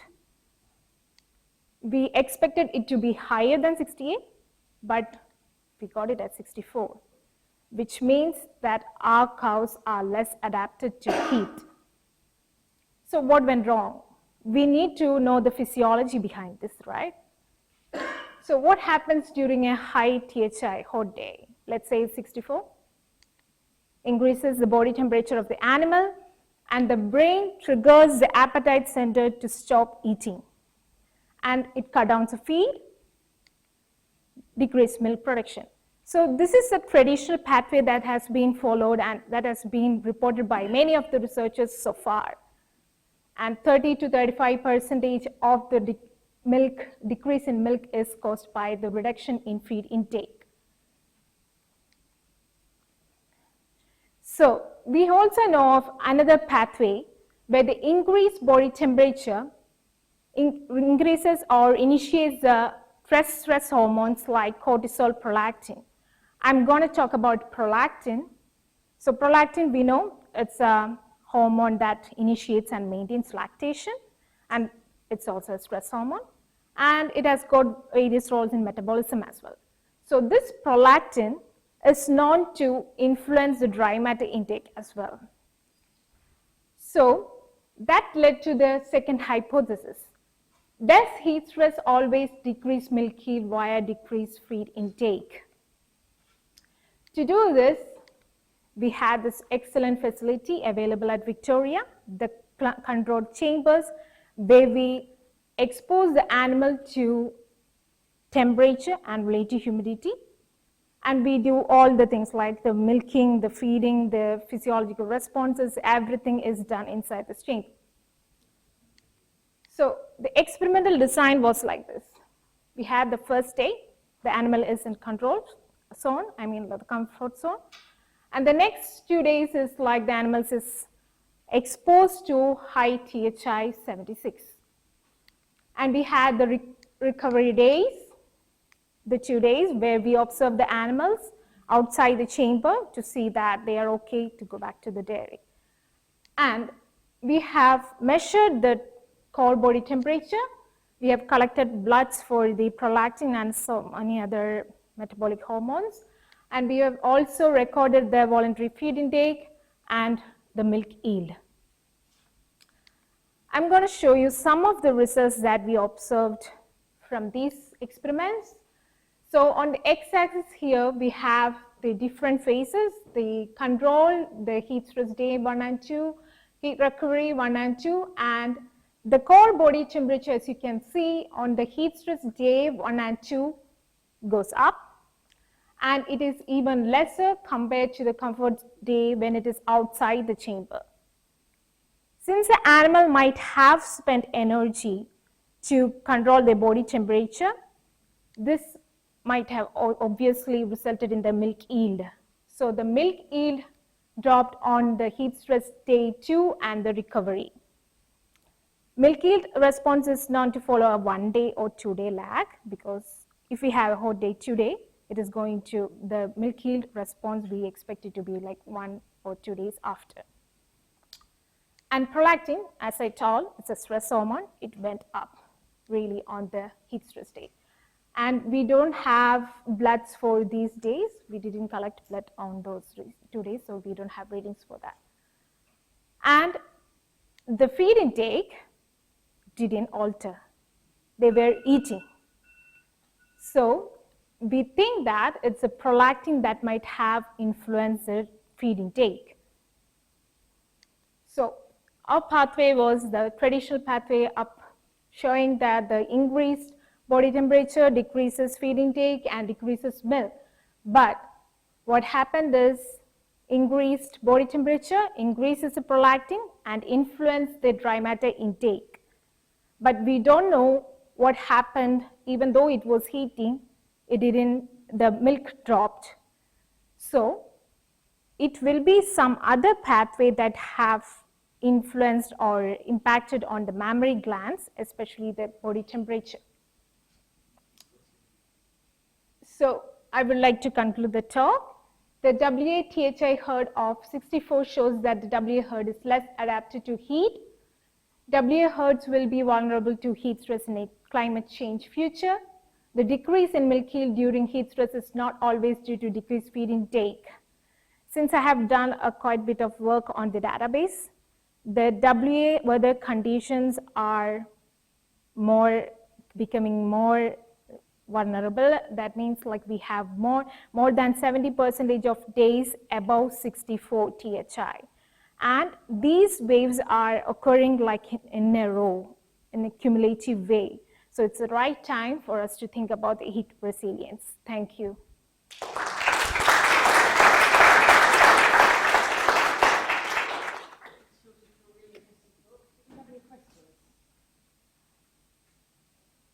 You might have mentioned it, but the 68, where was that established? In European countries. In European. Yeah.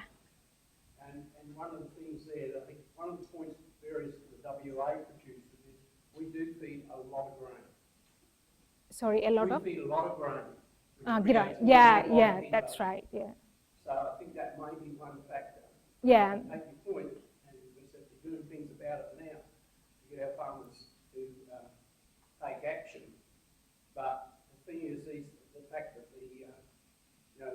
we had this wet summer this summer, and the THI would have been high because the humidity, generally summer's hot and dry, even in the area areas, but with the higher rainfall, we're going to see that THI go up a lot quicker.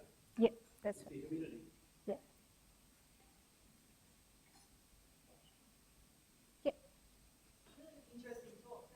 Thank you. What are some of the strategies do you think farmers could apply to help reduce the stress of cattle, given that climate change? Yeah, we have got this like nutritional interventions to do, like supplementing them with vitamins, minerals, and antioxidants. But I think more than that, we should look at the more resilient ones in the herd. Maybe you have to identify the cows that are more susceptible and more resilient, so you can treat them differently during the time when the heat wave is coming. You can closely follow the forecast, like if it is going to be a week with THI above 64 watt, you can supplement them with these things, because in a commercial farm you are not expected to do this for the entire 365 days for all of the cows. It's not economical, right?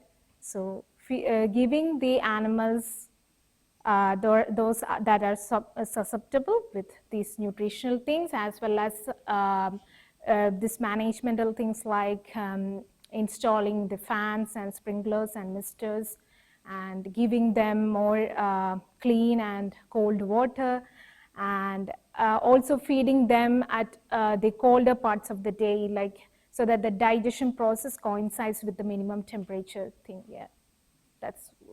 So should we be looking to breed more from the cows that are more resilient? Yeah, from the bull side, like when we select the semen, we have to look for those cows or those bulls that have more resilient to heat. Yeah. Do the head record systems have sire and dam information? You could do more of the genetic analysis on the WA herd?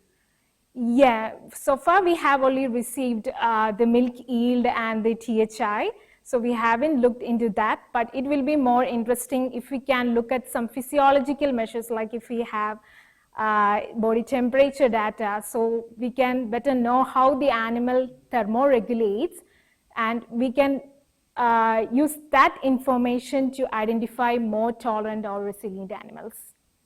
Yeah. I know nothing about milk production. Yeah. Does the increased THI reduce the quality of the milk as well, or is it just one? Yeah, that's right. The THI decreases the milk quality, like it, sometimes there are like controversial results on it, like some reporters says it's like the milk fat increases, some says it decreases, but the quality is will not be good during heat stress. Yeah. Any more questions? If not, let's thank Clover again and all the other speakers. Thank you so much. Thank you. Thank you, Shilja, and thanks, Jackie, and I got a little present for you. And this has been a very long process approval process for the university to buy the wine, but my team has been very successful, very much.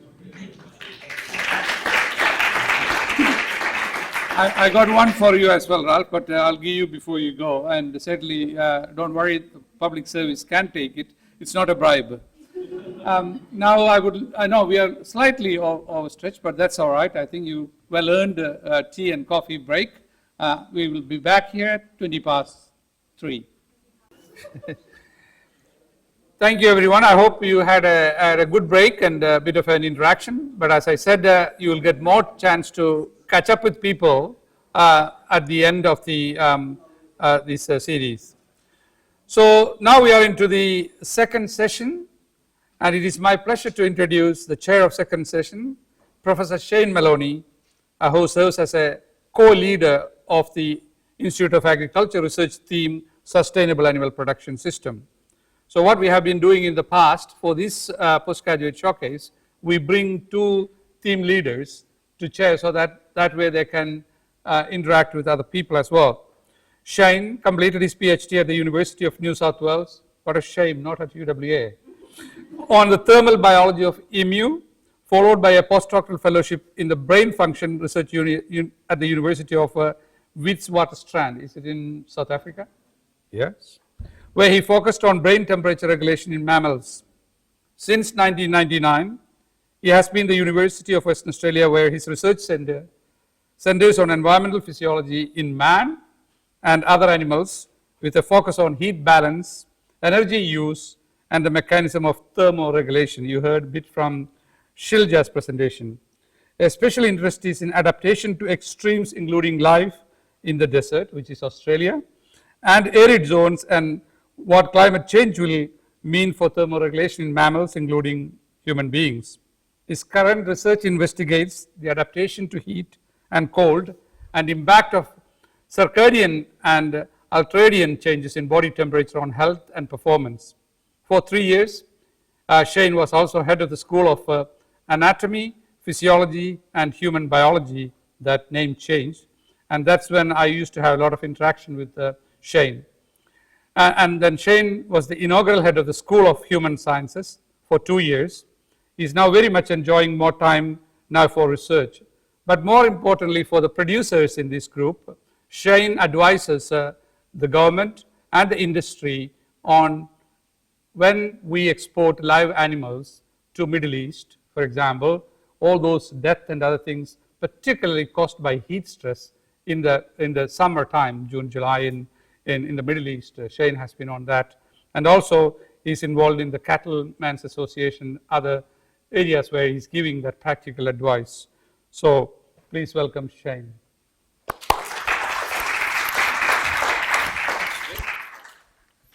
Thanks very much, Sadiq. What a nice introduction. And my pleasure to welcome you all to the second and final session of this really interesting showcase this afternoon. So our first speaker in session 2 is Martin Harries, who I just met a minute ago. So Martin's from the School of Ag and Environment here at UWA. He's already got a Bachelor of Agricultural Science and a postgrad diploma in Environmental Management, but from the University of Tasmania, so a bit of a change in climate over to WA. But he's been over here working for the West Australian Department of Primary Industries and Regional Development, so DPIRD, for the past 20 years. So he brings a wealth of experience to his PhD. He's based in Geraldton and works on the integration of broadleaf species into farming systems. His PhD is part of a broader project that monitors farm paddocks, investigating how changes in farmer rotations impact on productivity. And today Martin will talk to us on the role of biophysical constraints. Can I do that? The role of biophysical constraints as drivers of land use change in the farming systems of southwestern WA. Please welcome Martin.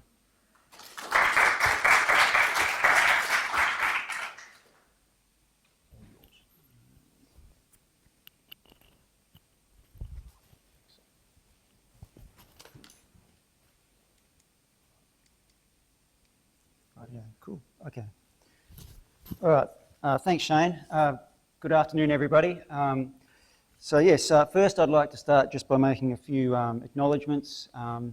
Firstly, of my supervisors, in particular Ken Fowler, my main supervisor.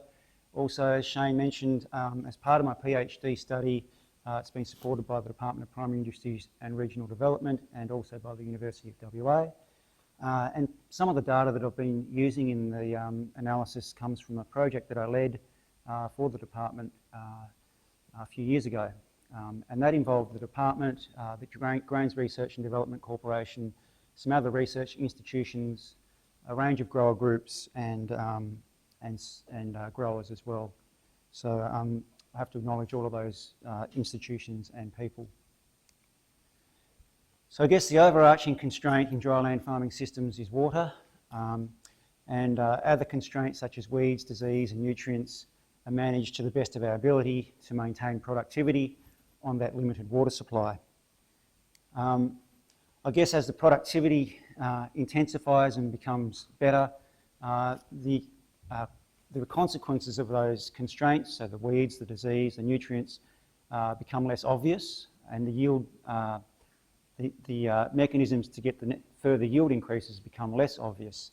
So it becomes more difficult to identify what needs to be done next in the farming systems to make the next improvement. I guess that leads to a situation where we need a greater intensity of monitoring and a more sort of ecological approach to the studies that we take, where we look at the farming system in the context of the actions that the farmer is taking and also study a range of constraints within the one study rather than just studying these constraints in isolation. And things can become complex rather quickly when we do that. So unfortunately, studies of this sort of kind that link the land use or the rotations that farmers are using and the associated management practices that go along with those rotations, linking them back to the biology of the paddock, are quite rare. So just a couple of quotes to, I guess, back that statement up. One of my supervisors, Matua Lacoste, recently completed her PhD at UWA, looking at the farming systems of Western Australia, and she noted that data from, I guess, with regard to farm resources and farming practices was notoriously scarce. But it's not only an issue in WA farming systems, it's an international issue that these sort of studies are not common. Here we find in a recent publication that there are a lot more studies being done into the resilience of farming systems, but still there is field level and biological data at the appropriate spatial and temporal scales is still lacking. So we identified the research gap there that there weren't enough studies of this kind, linking the farmer rotations and the land use and the practices that were associated with that to the biology of the paddock. And particularly, we realised that this was particularly important in Western Australia because there have been some quite large land use changes in the last couple of decades and even in the last sort of 50 years. So just as a bit of background to why we undertook the study, I'll quickly go through some slides showing you some of the changes in the farming systems of WA, and then I'll get into the study. So sheep numbers in WA peaked at around 38 million in 1990, and by 2014 they had reduced to 14 million head. The crop area grown in WA has increased steadily since the 1950s. It was about 1 million hectares in 1950, and now regularly around 8 million hectares of land is cropped. The types of crops that farmers are growing has changed quite dramatically. So up until 1970 or thereabouts, almost all the crops were cereal crops, so wheat, barley and oats. And then from 1970 onwards, we had an expansion in the broadleaf crops. And by around the year 2000, broadleaf crops made up 28% of the area that was cropped in WA. If we drill down just a little bit more and have a look at the types of broadleaf crops that are being grown, in the 1970s and 80s, there was a rapid expansion in the legume production area, first through lupins and then through the pulse crops. And so up until 1994, about 95% of the broadleaf crops that were grown in WA were legumes. And then canola became quite popular, and this situation has changed quite dramatically with the legume area declining and the canola area increasing. So now that canola makes up around 75% of the area that's being cropped, or the broadleaf crop of WA. So that leads us to the survey that we did. So going on sort of those stats and the fact that we didn't find many studies that looked at these things, we ran a farm survey going from 2010 to 2015. We monitored 184 paddocks, which are represented by the blue dots. So they covered a fair area of the, I guess, the agricultural zone. And we monitored those paddocks 4 times each year. We took a range of measurements, mostly measurements around weeds, disease and nutrients, because that's the major things we thought the rotations would affect. And then we married those measurements within the paddocks up against the farmer management and the inputs and the outputs that have happened within those paddocks. So just to give you a sense of the scale of the operation, we had 3,720 field visits, 1,021 paddock years of data, over 50,000 soil test results, over 30,000 pathogen DNA results and over 30,000 weed counts. So we had a fairly good look. And this, I guess, tells you why these studies aren't undertaken very often, because they're not easy to undertake, and they're logistically difficult and quite expensive. So I don't have time to show you all the results from the work that we've published or the work that we're currently publishing, but I'll just give you a brief overview of some of the results that we've found. So the first thing to look at was what were the farmers doing with the paddocks, what rotations were they using, and that differed depending on the region that they were in. So in the northern region there was a lot of wheat being grown, so around 65% of the paddocks were wheat, but there was also lupin and canola being grown. In the south it was more of a diverse farming system with less wheat, more pasture, about the same amount of canola and more barley. In the central region was a bit of a sort of a mix between the two, but it was interesting to note that canola was used in the same proportion across all of the districts. So in around 12% of the paddocks it was canola. So the main point from this slide, to get from this slide, is that the northern region is an intensive cropping zone with only about 5% pasture, and the southern region is a mixed cropping, more diverse farming system with around 20% pasture. If we look at what happened with the weeds were very well managed in general. There was a low density of weeds in most of the paddocks that we monitored. That was despite the fact that in over 90% of the paddocks we found weeds that were resistant to at least one of the common herbicides being used. And the way that these weeds were being managed is that there were a lot of herbicides being used, around 6 applications per paddock per year, and there were 45 unique active ingredients used, which are sort of listed on the chart on the left-hand side there.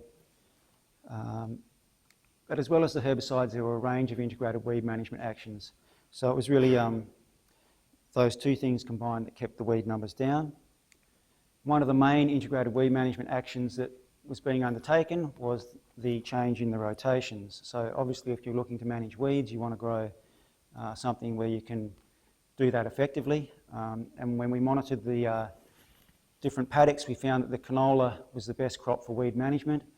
Over 50% of the canola crops that we went into didn't have any grass weeds in them in spring. And on the other end of the scale, in the pastures, over 70% of the paddocks had more than 30 grass weeds in them in spring when we looked at them. So I guess this is a key reason for the changes in land use that we've seen. Farmers have really been looking to control those weeds and moving towards more intensive cropping systems, particularly in the northern region. That has had an impact on the pastures. So we found that the pastures in the northern region were quite sparse, only 1.4 tonnes per hectare biomass, and they had a very low legume content, only 4% legumes. So very low legume content in those. And the reason for that is that if you're in an intensive cropping system, you're driving the weeds down, you're also driving the seed in the soil down that is going to regenerate. So as Wesley was saying with the subclover, if you continually control that plant and drive the numbers of it down, then there's no seed left to regenerate after the crop. So it was a different story in the south, where pasture area was a greater proportion of the farming system. We had a much higher biomass, and we had around 65% of the plants in the pasture being legume plants. And that goes back to the nitrogen story. So this is obviously affecting the nitrogen in the paddocks. The fact that the pastures in some paddocks are quite sparse and low legume content, and also that we're getting canola grown instead of lupins, must be having an impact on our soils. So just having a look at the turning to nutrients, I thought I'd have a quick look at the fertiliser usage in Australia over time. And the main thing to get off this slide is that the nitrogen usage has increased dramatically. In 1950 there was about 1,000 tonnes of nitrogen used across Australia. It's trebled since 1990, and we're up to about 1.5 million tonnes of nitrogen per year. Why is there so much N going on? Well, fairly simple. it's a fairly simple response. If you add more nitrogen, plant growth, yield, if you get more yield off the same rainfall, you're getting a better water use efficiency. And there are many papers out there showing that one of the main constraints to water use efficiency in our southern farming systems in Australia is nitrogen. So farmers are buying a crop basically by putting nitrogen on. What do we find in our survey? Well, unsurprisingly, the fertiliser inputs of nitrogen were quite high, at 40 kilos per hectare for wheat, and that increased if farmers were using less legumes, so it went over 50 kilos per hectare if there were fewer legumes in the rotation. There was a low legume nitrogen contribution, so because we had the biomass results of all the legumes, we could calculate how much legume nitrogen was going back in the soil, and it was quite low in many instances. And all up, we had around 4 times as much fertiliser nitrogen going back in the paddocks as we had legume nitrogen, which is very different to the old ley farming systems with the subclover. And in 60% of paddocks, we had a negative nitrogen budget. All right, turning our attention to the diseases, soil diseases. I'll just take one as an example. So the graph here shows a slide looking at a nematode, a parasitic nematode called Pradolenchus neglectus. It shows the amount of DNA of the Pradolenchus neglectus in the soil, and the light bars are autumn sampled, and the greyer bars are sampled in spring. So it tells you what happened over the course of the growing season. And there were strong, in general, there were strong relationships between the land use and the pathogens, depending on the host pathogen relationship and what the farmer was growing. But in this instance, we found there was an increase in the DNA of the Pradolenchus neglectus when we grew barley, canola, or wheat, significantly more in wheat. And that's because they are hosts of this obligate parasite. Whereas the lupins, we found there was a decline in the DNA. So again, lupins are not a host. So the fact that lupins have dropped out of our farming systems means that it's probably more of a favourable environment for this, parasite. Going back to water use efficiency, as I was saying at the start, really that's the main driver of our productivity gains in dryland farming systems. So just having a look at the water use efficiency of wheat from the paddocks that we monitored. This graph just looks at the different rotations, and you can see here if wheat was grown after canola, lupin or pasture, we generally had a high water use efficiency, whereas if wheat was grown as a monoculture in long sequences together, so the same paddock was sown to wheat 3 or 4 years in a row, we had a lower water use efficiency. Some of the reasons for that, so just going back to the last slide looking at Pradolenchus neglectus, as I showed, wheat was a host of this pathogen, and if we used long sequences of wheat, then the amount of DNA of this parasite in the soil increased. And the same occurred for the grass weeds. Although the grass weed control was very good in general, when farmers grew wheat for many years in a row, or 3 or 4 years in a row, the grass weed populations steadily increased. So I guess some conclusions from all of that. There have been substantial changes in land use in WA in the last couple of decades and even before that. And that has impacted multiple biophysical variables. The weed control has been a real success story of the changes that have been made, and the success there is not only in the fact that the crops are getting less competition from the weeds, but by having the low weed density, farmers are able to adjust other things within their system. So they've been able to sow the crops earlier or even into dry soils because they've had very low weed challenges, and that's enabled them to pick up more autumn rainfall and improve the capture of water. On the flip side, definitely legume nitrogen input has declined, and so nitrogen, I guess, has been compromised. Farmers are trying to account for that by increasing fertiliser nitrogen. And then as far as the diseases ago, it was really dependent on the particular pathogen or the disease that we looked at and whether it was a host or a non-host sort of relationship with the land use. So a lot of these relationships are, you know, are known, but quantifying the responses is quite important if we're going to continue to crop sustainably. And I guess this study is an example of an ecological type of study where we have attempted to do this at the paddock level. And I guess it's just one type of study that could be used to drive the productivity of dry land farming systems in the future. And that's it.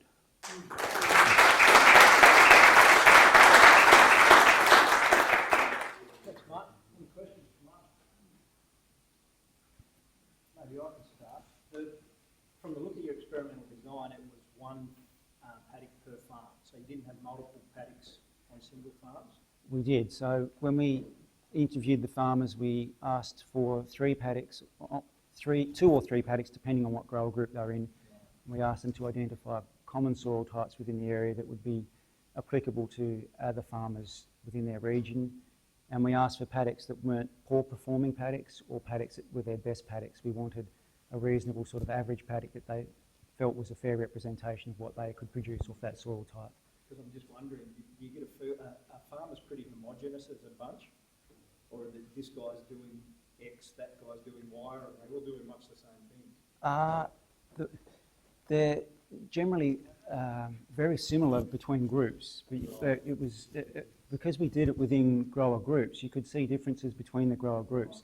And that related to, I guess, how they were interacting, but also the different environmental pressures and biological pressures that group were dealing with within their farming system.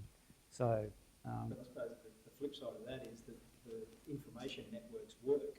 Yes. So if your information gets out to the grower groups, then they might all end up doing the right thing. Oh yeah, the grower groups were very effective. So, I mean, that's how we identified the farmers, that's how we communicated with the farmers and also trained up some of their staff to take some of the measurements. So they were an important part of the project. Thanks, Mark. That's a good summary. If you look at the 8 billion hectares, which is what we crop, of the 27 million hectares available in the state, we still have wheat dominant, and there are farmers within all those 3 regions have been growing more than 10 years continuous wheat. So the profit is being the driver because the wheat price has been good. So that's number 1 point. The point number which I want to say is that if we look at the carbon emission, so largely nitrous oxide and carbon, because you're using bag of nitrogen in the farms. So if you go and look at that, many of those farms are emitting more greenhouse gas compared with the other one, like in the southern areas where you've got a mixed wheat. So it's worth looking at that. It's easy to do because you know the amount of fertilizer applied and the amount of produced, and then those kind of things are very useful for what ministry is driving at the moment. So you've got beautiful data, and I've just got a paper at the moment in Advanced Agronomy. I'll show you that once it's accepted. We looked at in Canada, US, and other places on this rotation and its effect on greenhouse gas emission. Yeah. And then certainly the point comes is that the importance of liquid. The problem is that lupin or other legumes are not profitable their own right, whereas canola is very profitable, nitrogen hungry. Okay, it does control the weeds, but it increases the fertilizer. So just putting some information on that will give some valuable information then drive to the minister's agenda of region agriculture and carbon capture and so on. Yep, that would be interesting. Whether these paddocks are sustainable or not depends on your view of sustainability. If you just took the paddock and looked at the paddock in itself, you could say, okay, well, all the biological variables are maintaining a condition where we can grow wheat, so that's sustainable, but you're not considering all of those inputs and the carbon, like you say, all those things that are being imported to the paddock to keep it sustainable. Yes, so Ken's long-term data, which is 9 or 10 years, he comes and summarizes that wheat rotation is the most profitable, and there is no evidence that even after 10 years there has been a decline. We know the theory, but it's not happening. And so very hard to convince the farmers at this stage that they need new technology. We can talk about that. And it's interesting. We didn't get a big response to the break crops. We didn't get a big response to the yield. It's actually much lower than historical. And that's part of the reason why we did this trial, because farmers were telling us, oh no, we're only getting 150 kilos benefit to our wheat from the lupin crop. And, but the, old variety trials were telling us it was 600 kilos, not 150. So we were thinking, well, what's the real situation? And we found that the benefits were lower. And I think that's because there's a lot of herbicides being used, the diseases are being kept low, so the break crops are doing their job in that respect. They're doing a great job at about 20% inclusion, and the function that they used to provide with the nitrogen is being supplemented so much by fertiliser. So I think that's why we're not getting massive break crop effects. But that doesn't mean the break crops aren't doing their job. As you see, if you push the system too far, it can break. So, yep, Ken? Thanks, Martin. Yeah, my question to one of your slides, like you said, the pasture as phased from the rotation was decreased in terms of weed control. Yeah, well, yeah, and that's a definition thing. Yeah. Yeah. So, and I was wondering what were those farmers doing in terms of controlling the weeds. So, just to add on that, my experience, I was asking one farmer, and he says, for example, ryegrass is not weed in my pasture phase till year 3. Yeah, that's exactly right. And that's the core problem here, and that's why the farming systems have changed, is because the ryegrass has developed resistance to some of the chemicals. It's become very difficult to control in the crops. So the croppers have decided to leave pastures out of their system. So it depends whether a pasture is a weed or a really productive plant, depends on whether you're growing it for a pasture or whether it's sitting in a cropping situation. And that's really the issue. A lot of the pastures were being, more than 50% of the pastures were being pasture topped, so having a desiccant herbicide applied in spring to reduce the weed seed set of the pastures. So most, particularly in the northern region, most of the pastures were being managed more like a chemical fallow than a productive pasture. Thanks very much, Marty. Just to comment on the previous discussion, and then I just had a question. I think in terms of the break crop benefits, what we've observed is that the break crop benefits really come in a wet year. So in a dry year where you have wheat on wheat on wheat for 10 years, you have slower, you have smaller plants, lower biomass, and it finishes reasonably well in a dry season. It can sometimes even out-yield a crop following a break crop. So, but in a wet year, that's where the benefits of the break crops really come in significantly. Hence, in the dry eastern wheat belt, it's mainly wheat on wheat on wheat because it's very dry there. That's just a comment on it. One of the interesting points for me was in terms of farmers. A lot of growers are mentioning it when we talk about water use efficiency levels, say 12 kg grain per million, that they were getting much, much higher levels. So like your farmers who are really on the edge, really sort of top growers, timeliness and so on, stubble retention and so on, they were thinking they were getting way higher than that. So from your survey, what was your sort of top levels of water use efficiency you were getting?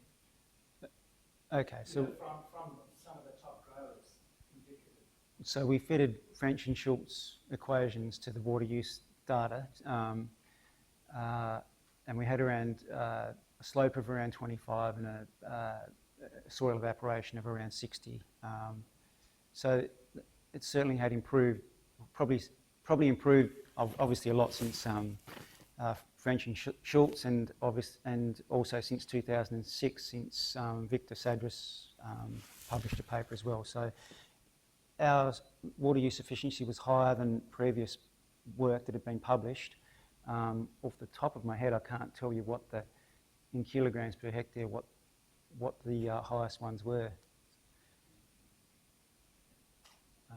I'd have to have a look. It's too many numbers, Ken. You should know that.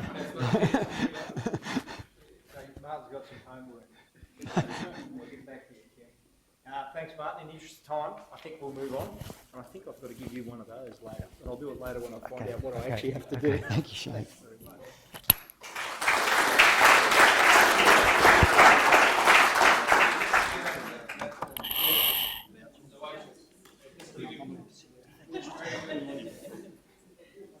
So the Director General has decided to stay back because the students are pretty good. Oh. But also he's looking for employing some best ones. Whoa, there's jobs on the line, folks. The news just gets better and better. All right. Our next speaker, because I know there's alcohol waiting outside. Our next speaker is Juwita Dewey from the School of Ag and Environment here at UWA. Juwita completed her undergrad and master's degrees at the University of Brassica, if I say that right, in Indonesia, majoring in agricultural product technology. During her master's, Juwita was a recipient of an Indonesian Ministry of Education scholarship. She moved to Perth in 2013 and volunteered in the Considine lab for a couple of years. And then in 2017, she enrolled as a PhD student in the School of Ag and Environment, funded by an Australia Award Scholarship. And today, Juwita, I hope this works, yes, is going to tell us about the role of redox reactions in bud dormancy in the grapevine. Thank you very much, Juwita. Thank you, Shane. Oh, yeah. Let me try this first. Okay. Good afternoon, everyone. Thank you for coming and thank you for staying. So today I'd like to talk about my PhD project on grapevine. But before that, I would like to thank my supervisors, my best friend, and my colleague for their support, and also to Australia Award Scholarship for the opportunity to pursue higher education at the UWA. So, talking about grapevine, grapevine is the most economical fruit crop worldwide, and it is the largest fruit industry in Australia, either for wine production, for raising, or also for table grapes. And grapevine is classified as woody temperate perennial plants, which means it cannot survive under cold extreme condition, and it requires warm hot summer for the fruit maturation. So as perennial plants, grapevine exhibit a seasonal growth habit that consists of non-growing season and growing season. So soon after bud burst in spring, a new young shoot will form, and this young shoot will carry inflorescence, which responsible for fruit production on that season. Other than that, this young shoot also carried a complex of bud, which is located in the leaf axils, which consists of prom bud and also latent bud. This prom bud will grow into a new shoot on the same season as it formed, while the latent bud, it will grow in the next coming season. So latent bud is the focus of my study. This latent bud later on will lignify, and once the day getting shorter and the temperature started to drop, this latent bud will enter into dormancy. Dormancy is a means of survival to protect the tissue inside the buds during the harsh condition in winter. So later, once the environmental condition is permissive in spring, this bud will grow into a new shoot. So the transition from dormant to dormancy release is a very important because it defines the plant architecture and also for the fruit production in the coming seasons. So in a cold winter region, early bud break would cause frost damage, while in a warm winter region such as Australia, prolonged dormancy could lead to asynchronous and also abnormal bud burst. So these two issues could lead to a production loss. Therefore, maintaining the appropriate bud burst is very important. So at the moment, the most common practice to synchronize the bud burst is by spraying with hydrogen cyanamide. However, the toxicity of this compound, either to human and also to the other plants, became a concern. And given the importance of dormancy, numerous studies has been conducted for the past years to study dormancy, and the role of plant hormones such as auxin, cytokinin, abscisic acid, and gibberellic acid are well documented. However, recent evidence also showed that redox also play a role in governing bud dormancy. But then, what is redox? So redox is a biochemical reaction that occurs inside the cells, which can be illustrated as shown on the screen. Yeah, I know, it's confusing. don't worry. I'm not going into the details on this, but in general, what I can tell you is that the excessive accumulation of reactive oxygen species inside the cell is not preferable because it potentially causing oxidative damage. So to maintain the ROS in a normal level, plants have a mechanism by producing antioxidants such as ascorbate and glutathione, which they will sacrifice themselves to detoxify excessive reactive oxygen species to maintain the redox state in balance, which is so-called redox homeostasis. This redox homeostasis has been widely known to play a key role in stress response and also in plant growth and development. And the study were complete knocked out of ascorbate and glutathione is lethal. And the interaction between antioxidant ascorbate and glutathione with phytohormones has been shown to play a role in seed germination, flowering, and senescence. However, to that, little is known regarding the role of antioxidants in terms of governing bud dormancy in perennial plant, especially in grapevine. So this study is aiming to investigate the role of redox, especially in the focus on the antioxidants in governing bud dormancy. So what we did first, to define the sampling time point, we investigate the dynamic of dormancy of the grapevine. So we took a sample every 6 weeks, started from December 2017 to September 2018, and then treated them with water as control and hydrogen cyanamide as a forcing agent, and then grow them in under a forcing condition, 12-hour photo periods and 22-degree temperature. So based on the time to reach 50% bud burst, we revealed that grape buds reach peak of dormancy in March, where it required about 146 days to reach 50% bud burst. And thereafter, the depth of dormancy gradually decreased, and the natural bud burst will occur in September or in springs. While as expected, by using forcing agent, it could significantly reduce the time to reach 50% bud burst. And interestingly, this forcing agent effect also varied depending on the time of the sample taken. So for the next study about the role of redox in the grapevine dormancy, we took 3 samples from these 3 time points, which is during the peak dormancy in March, and then in May and July, which is close to dormancy release. So to study the role of redox, we treated the grapevine single node cutting with water as control, ascorbate, abscisic acid, and also abscisic acid inhibitor, and then grow them under forcing condition as before. So for sample collected in March, which is in the peak of dormancy, we could see here that from the 60 explant that we use, none of the treatment applied could reach 100% bud burst, which means it's showing a high resistance toward the treatment. But however, the ascorbate treatment could show promoting effect compared to other treatment, and it could reach about 12% bud burst until the end of observation.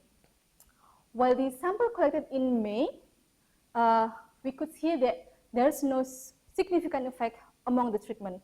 So pretty much they just like grow at the same time.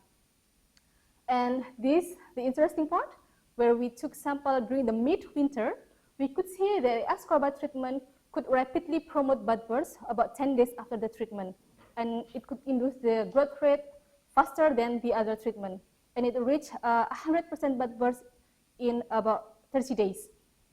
While also this ABA treatment also showed attenuation effect, and also it's showing a slower growth rate compared to other treatment. So from this result, we could see that the response following the treatment is dependent on the developmental stage of the buds.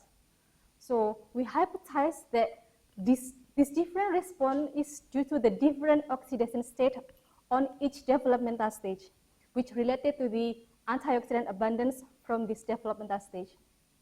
So for the next steps, we measure the antioxidant content from these 3 times point. So we measure the ascorbate and the glutathione content. from the ascorbate assay, we found that from March to May, there's a sharp increase in the ascorbate content, but then it slightly decreased from May to July. While the content of dihydroascorbate, or the oxidized form of ascorbate, there's a gradual decrease from March to July. In terms of glutathione, so glutathione content showed a gradually increase from March to July, while the oxidized glutathione showing a slightly decrease from March to May, then slightly increase in July. So this research showing that each developmental stage has different oxidation status, which are related to the abundance of the antioxidants. But then to support this finding, we also do a second experiment to prove that each developmental stage has different oxidation state by measuring the buds from the young buds versus the mature bud. So young bud is were bud that we collected from node 3 to 5, counted from the tip of the shoot, while the mature bud were bud that we collected from node 2 to 4, counted from the basal. So it should look like this. So from this experiment, we found that the ascorbate content from young and mature bud, there is no different, but then the dihydroascorbate content in young bud was significantly greater than the mature bud. From the glutathione content, there's a slightly greater glutathione in the mature bud, but statistically it's not significant. However, for the oxidized glutathione, similar with the dihydroascorbate, it's showing that young bud has a greater glutathione content compared to the mature. So these results are taken together, it supports that each developmental stage on the grape buds have a different oxidation status, which is related to its role. So, but then the research that we conducted is still in a very early stage, which is to further study the mechanism on how redox and also the crosstalk between redox and phytohormones. A further work is required. So it could be from the measuring the accumulation of reactive oxygen species such as hydrogen peroxide as part of the redox cycles, and also transcriptomic analysis to reveal the changes in the expression of gene related to the redox and phytohormones. So to sum up, our research showed that the oxidation state in bud is developmentally dependent, where during peak dormancy, it's showing highly oxidized, and it's become more reduced once it's close to dormancy release. And the as the oxidation state from each developmental stage is different, it's showing that redox participate in the regulation of bud dormancy. And the bud burst response following the treatment is developmentally dependent, while the application of ascorbate in mid-winter, or we could say that it's more effective as it could induce bud bursts better than the other treatment. So hopefully that the information from this research could provide a new insight on how to better control bud bursts by using non-toxic and environmentally friendly compounds such as ascorbate or vitamin C to improve the yield. Thank you.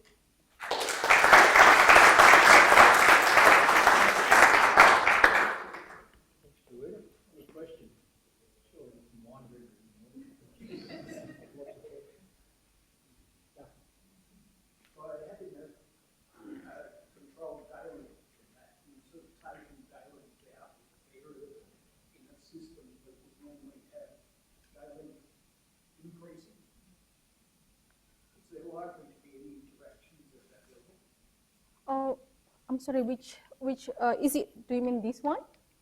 Oh, hang on. You're working on a 12-hour daily. Oh, yes. Yes, we're forcing them under 12 hours photo periods. So, yeah.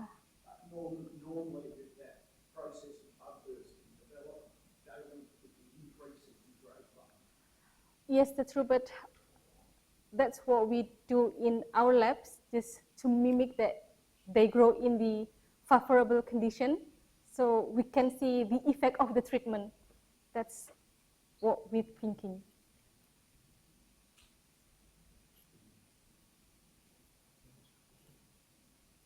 I wonder, yeah, Tom. Before you ask the question, you also use a constant temperature. Yes. Which is a little bit unnatural. If you have a day and night cycle, the plant will be actually supposed to cool at night and hot day. Do you think if you have done that, you have some different result? Thinking that what you are actually studying is biochemical reaction that might be actually temperature sensitive. Oh yeah, thank you for the question. Yeah, that's true. Probably the temperature will affect the response. But however, if we include the temperature as a factor, that will be more work. So it's like we're trying to refill a mystery by, let's say, an onion. So you just fill up by layer and layer. So that's probably the next project that we're working on. Thank you.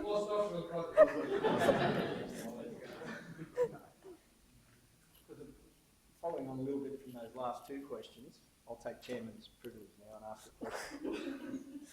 What you've been doing so far concentrates mostly on the antioxidant systems of the plant. You mentioned at the end about the oxidative load, so the reactive oxygen species. Is anything known about that? Because presumably that will be temperature dependent and metabolism dependent. So when the plant's in the growing phase, presumably there's more reactive oxygen species formed. Is that true? So this is to the best of my knowledge. So once plant in a active growth, for sure they are producing more reactive oxygen species, but then plant also have mechanism to produce more antioxidant in a normal condition. So to maintain the balance. Yeah, and presumably, evolutionarily, they change together. Yes. So when there's more reactive oxygen species, the Yes. plant puts energy into That's making true. more antioxidant. Yes. But then you come along and put ascorbate on the outside. Yeah, so one of the hypotheses we put it in, so let's say in the March, during the peak dormancy, the bud is deprived in antioxidants. So that's why when we introduce the antioxidant to the system, it could relieve the deprivation and then induce the bud burst. That's one of the idea. Yeah. We'll let you go. Thank you Thank very you. much.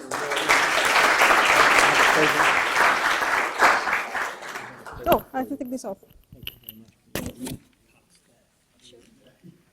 Our next speaker is coming.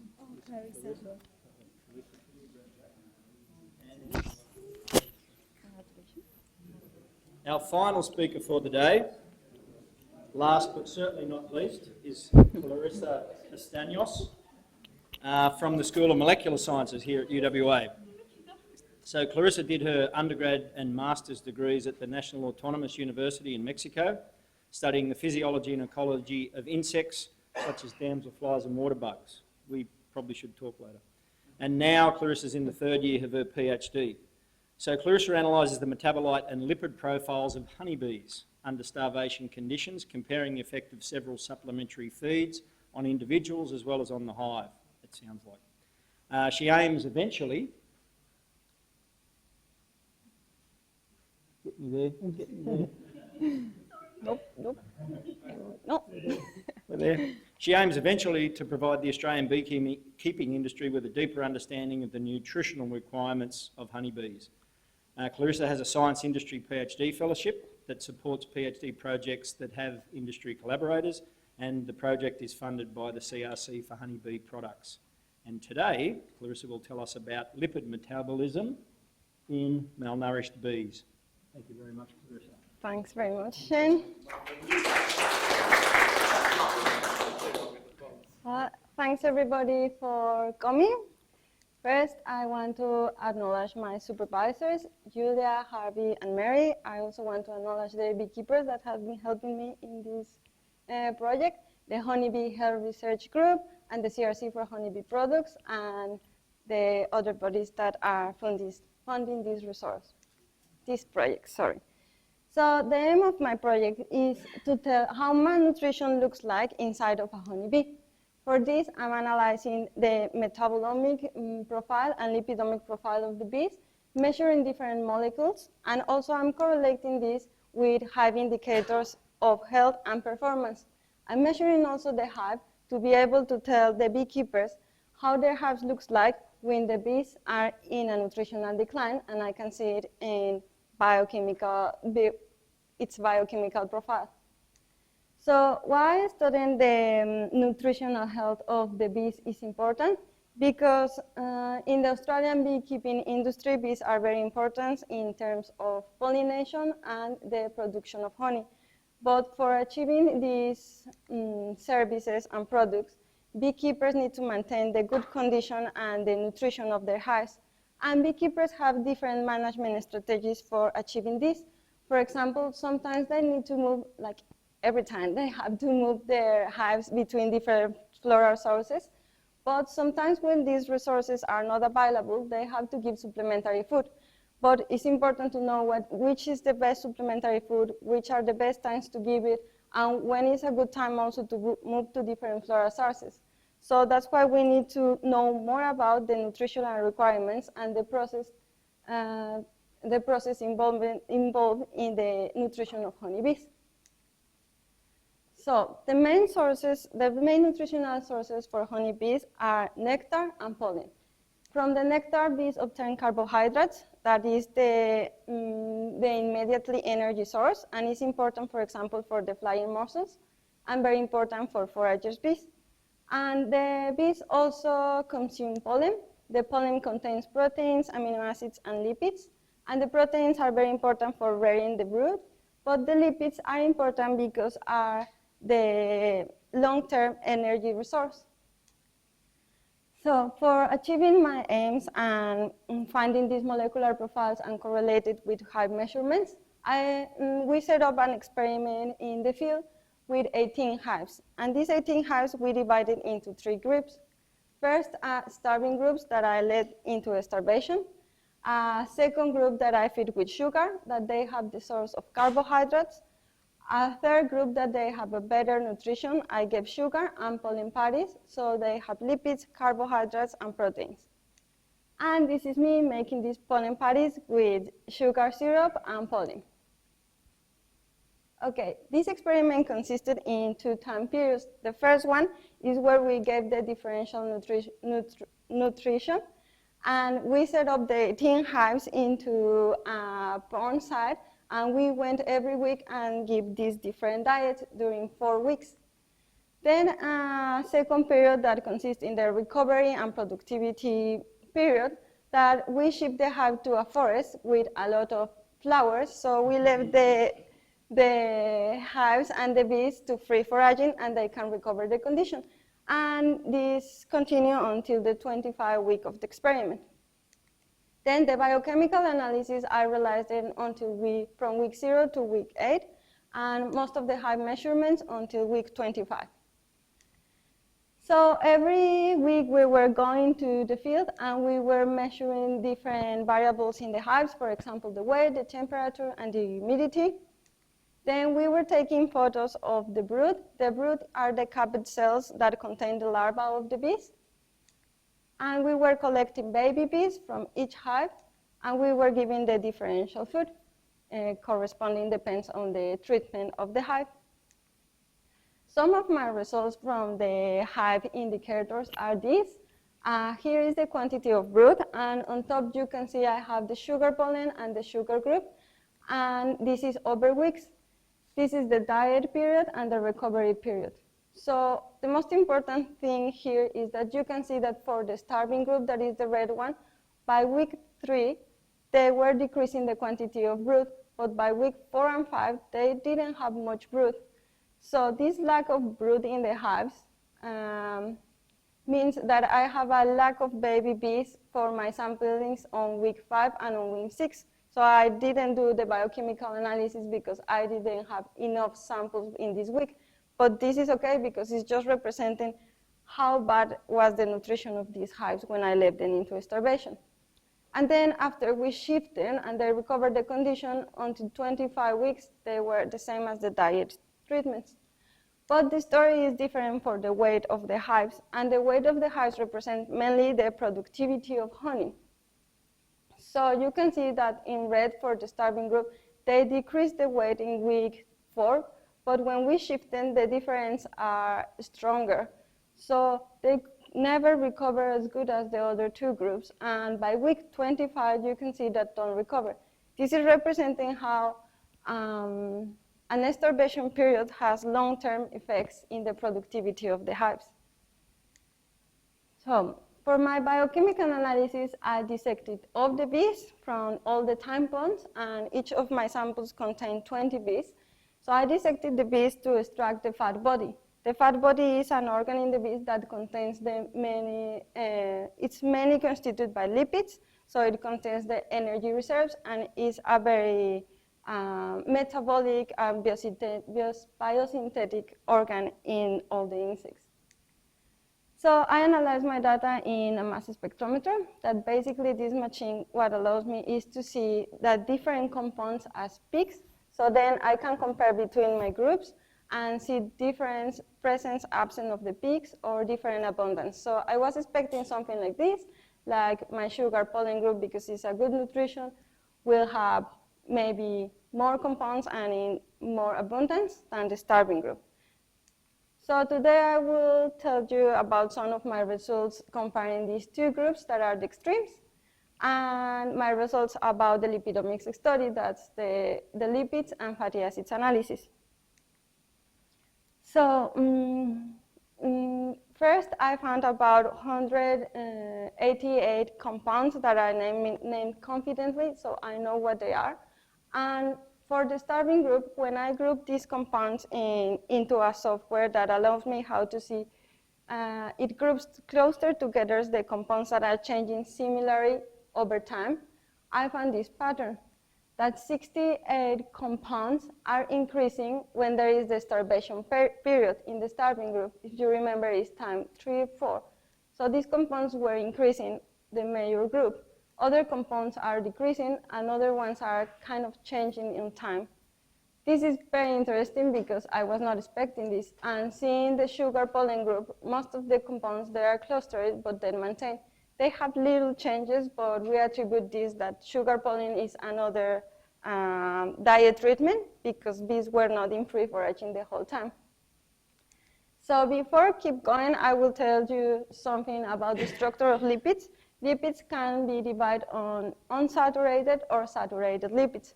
For example, here we have a triglycerol that is the main lipid for storage the energy, and it's constituted by 3 fatty acid chains. So when these fatty acid chains are full of hydrogens, it's called saturated fatty acid.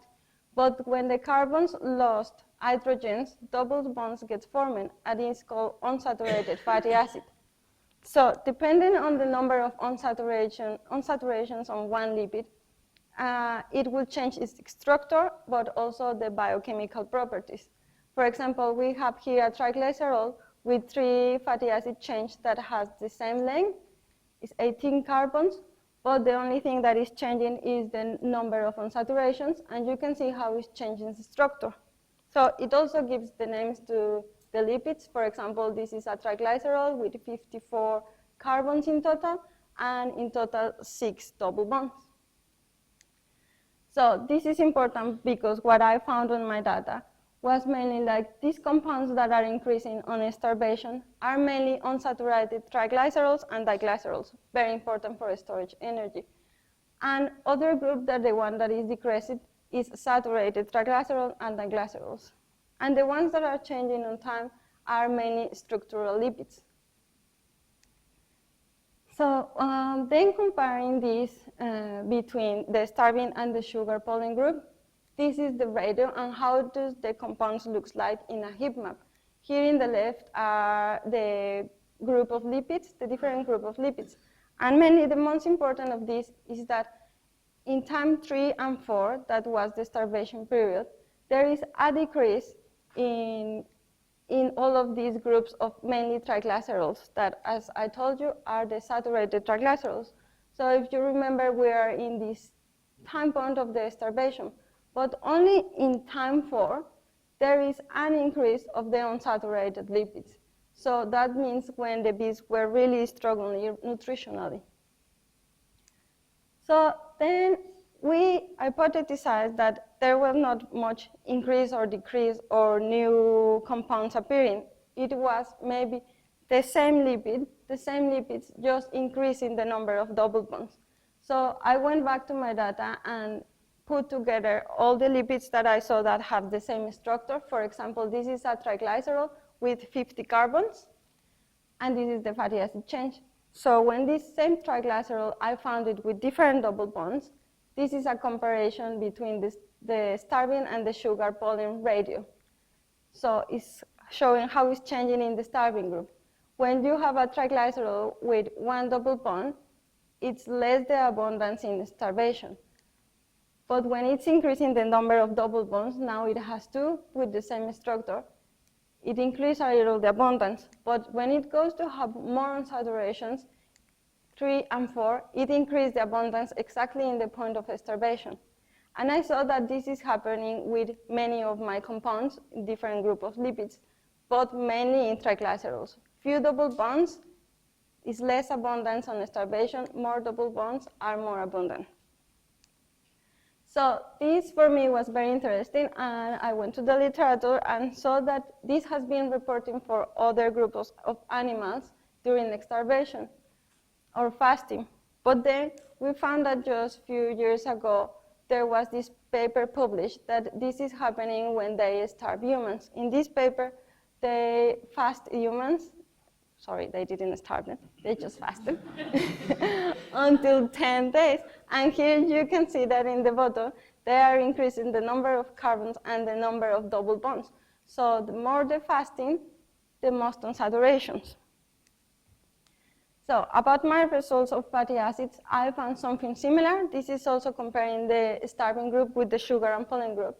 And the main difference that I found is just significant this time point is the time point 4 of starvation, and there are 4 lipids increasing.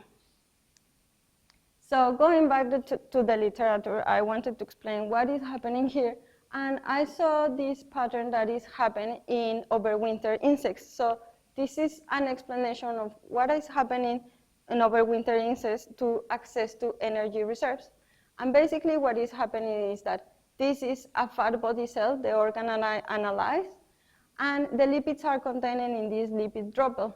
And when there is overwinter, there is an increase of lipids that are mainly triglycerols.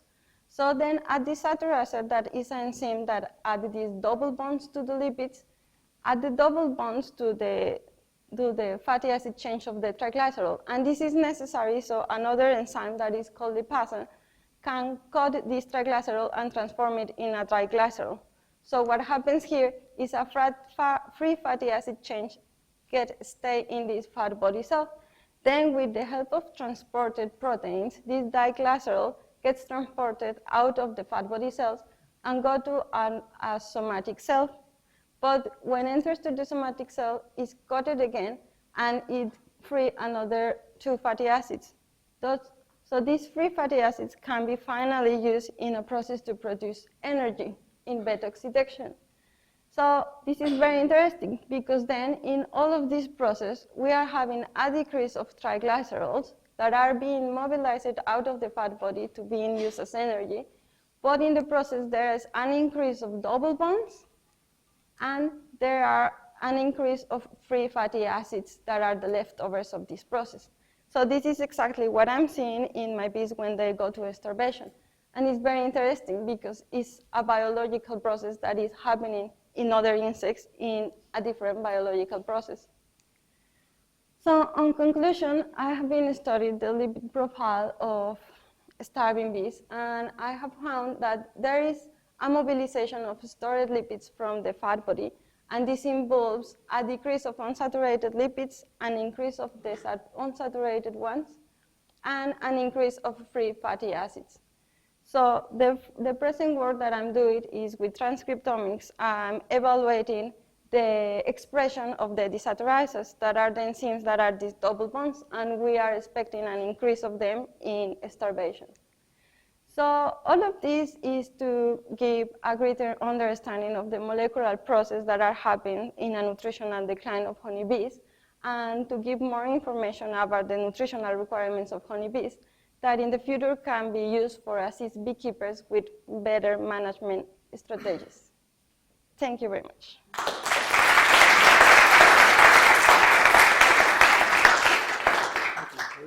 Any questions? Teresa, when you started, you had a nutritional supplement for sugar, and another one which was sugar plus pollen. Yes. I'm guessing you expected them to have a different effect. Yeah, exactly. At the beginning, yeah, that's what is happening. I was expecting to have a bigger difference between the sugar and pollen, but it seems that the bees can keep going for long just with sugar.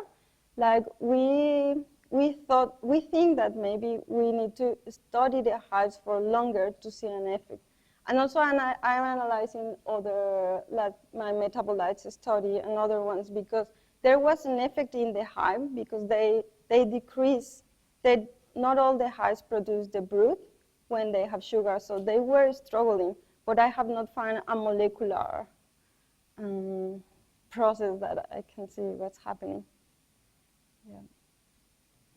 Following on that one, did you look at how much of the paddy or the sugar they were actually eating each time you were changing your release?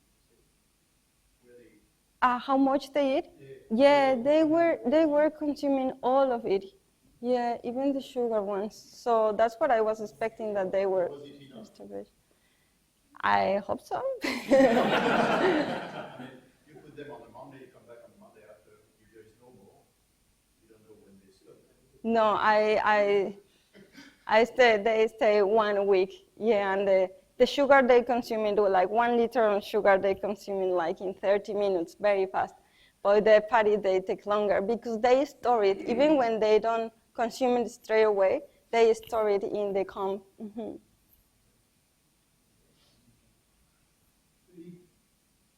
The fatty acids that you're talking about run into the energy system, but they also use fatty acids as part of the deposit process on top of brood. What is the brood cap dependent on fatty acid profile?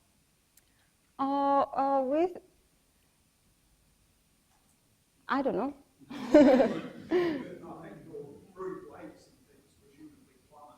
Yeah, we. Combination of smaller brood, but it could be driven either by survival function or by the ability to cap. Yeah, we don't. Yeah, I guess that depends on the nutrition. Yes, they were struggling, so it's not how much brood they cap because they were struggling. So because they have a lack of protein that has been studied, when they have a lack of protein, they start to eat the brood, the young brood. So that's why they didn't have much brood, or could be also like the queen is not strong enough and stop laying brood. So I don't know exactly because was of the fatty acids. This is more seen, has been related more with the protein lack. Yeah. When they make up synthetic or artificial diets for bees that are under nutritional stress, do they use free fatty acids or do they use triglycerides? We don't exactly know what the supplementary food has. They use lipids. Be aware of John Black's work. Uh huh. I don't. I'm not close enough to it to know. They say. Realised that he was a ruminant nutritionist.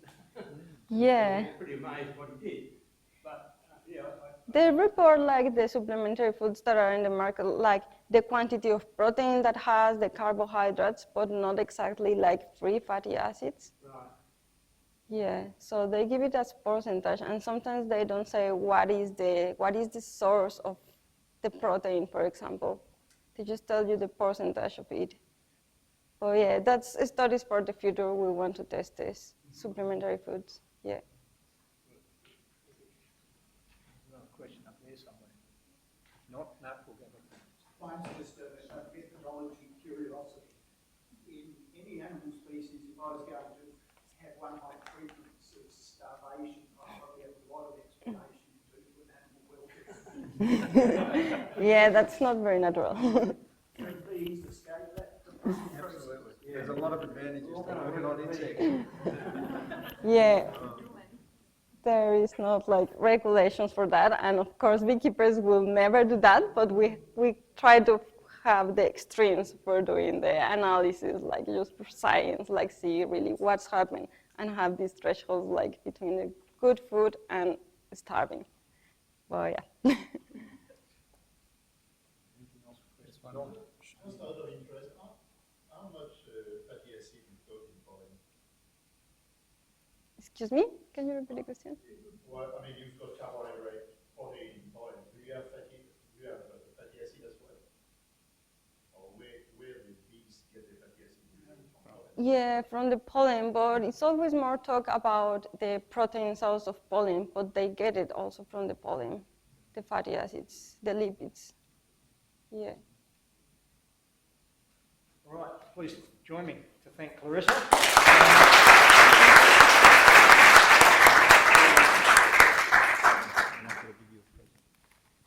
And all of our speakers are now over to Sadiq. Just stay there. Thank you again. Thank you for chairing and again, very precious wine. Thank you to the University of Western Australia.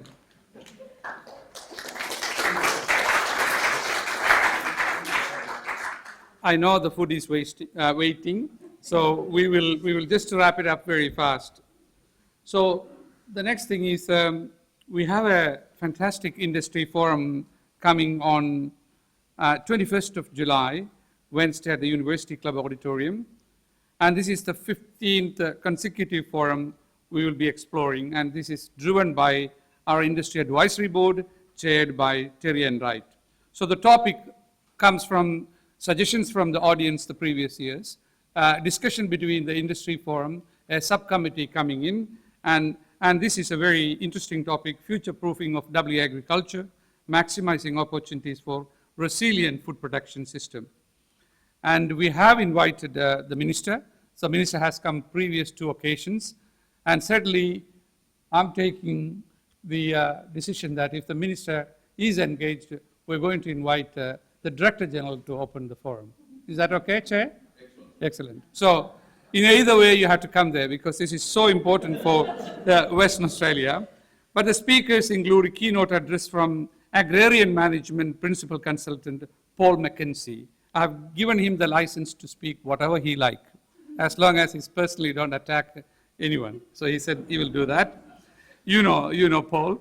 And also the KPMG National Lead of the Food and Agribusiness Sector, Georgie Alley. She's also an excellent speaker. She's flying from Eastern Australia. Hopefully the COVID will not. And Associate Professor Nick Callow is going to talk about really the drone technology, the sensors and so on, very short talk. And agriculture economist, business analyst and farmer, Lucy Anderton. She was the finalist for the Rural Women Award yesterday. And of course, one of our former honors student, Jasper Farm, technical manager, Jacinda Foley will talk about how can we have an avocado farm in Western Australia, which is the largest avocado farm in Australia.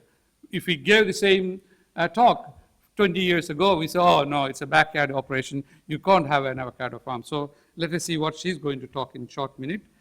Then finally, we will have the innovative Kalani grain growers, Bob and Amanda Nixon. So I told Bob, you have to bring Amanda because Amanda is the driver for the farm.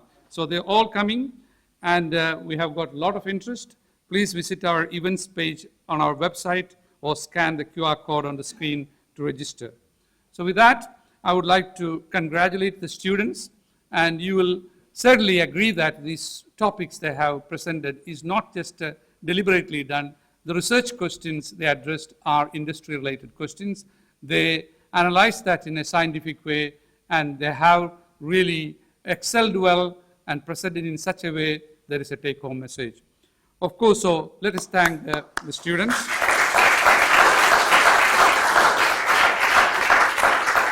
And their supervisors, some of them are here today. But also I would like to thank Jackie Bately and Shane Maloney for sparing the time and ably chairing those sessions. And of course, the Director General, I made, and he was going to go, then the talks must be fantastic, so that he decided to stay, but the fact is that there is food and drinks later on. Then I would like to thank Graham Martin, Emeritus Professor Graham Martin, and he has been ably doing this, training the students, I don't know, four, 5 times, every year, the last 15 years. So Graham, I got a present again, the 15th point for you. So it's all numbered. Please come forward. And also this is for you, Director General. Thank you very much.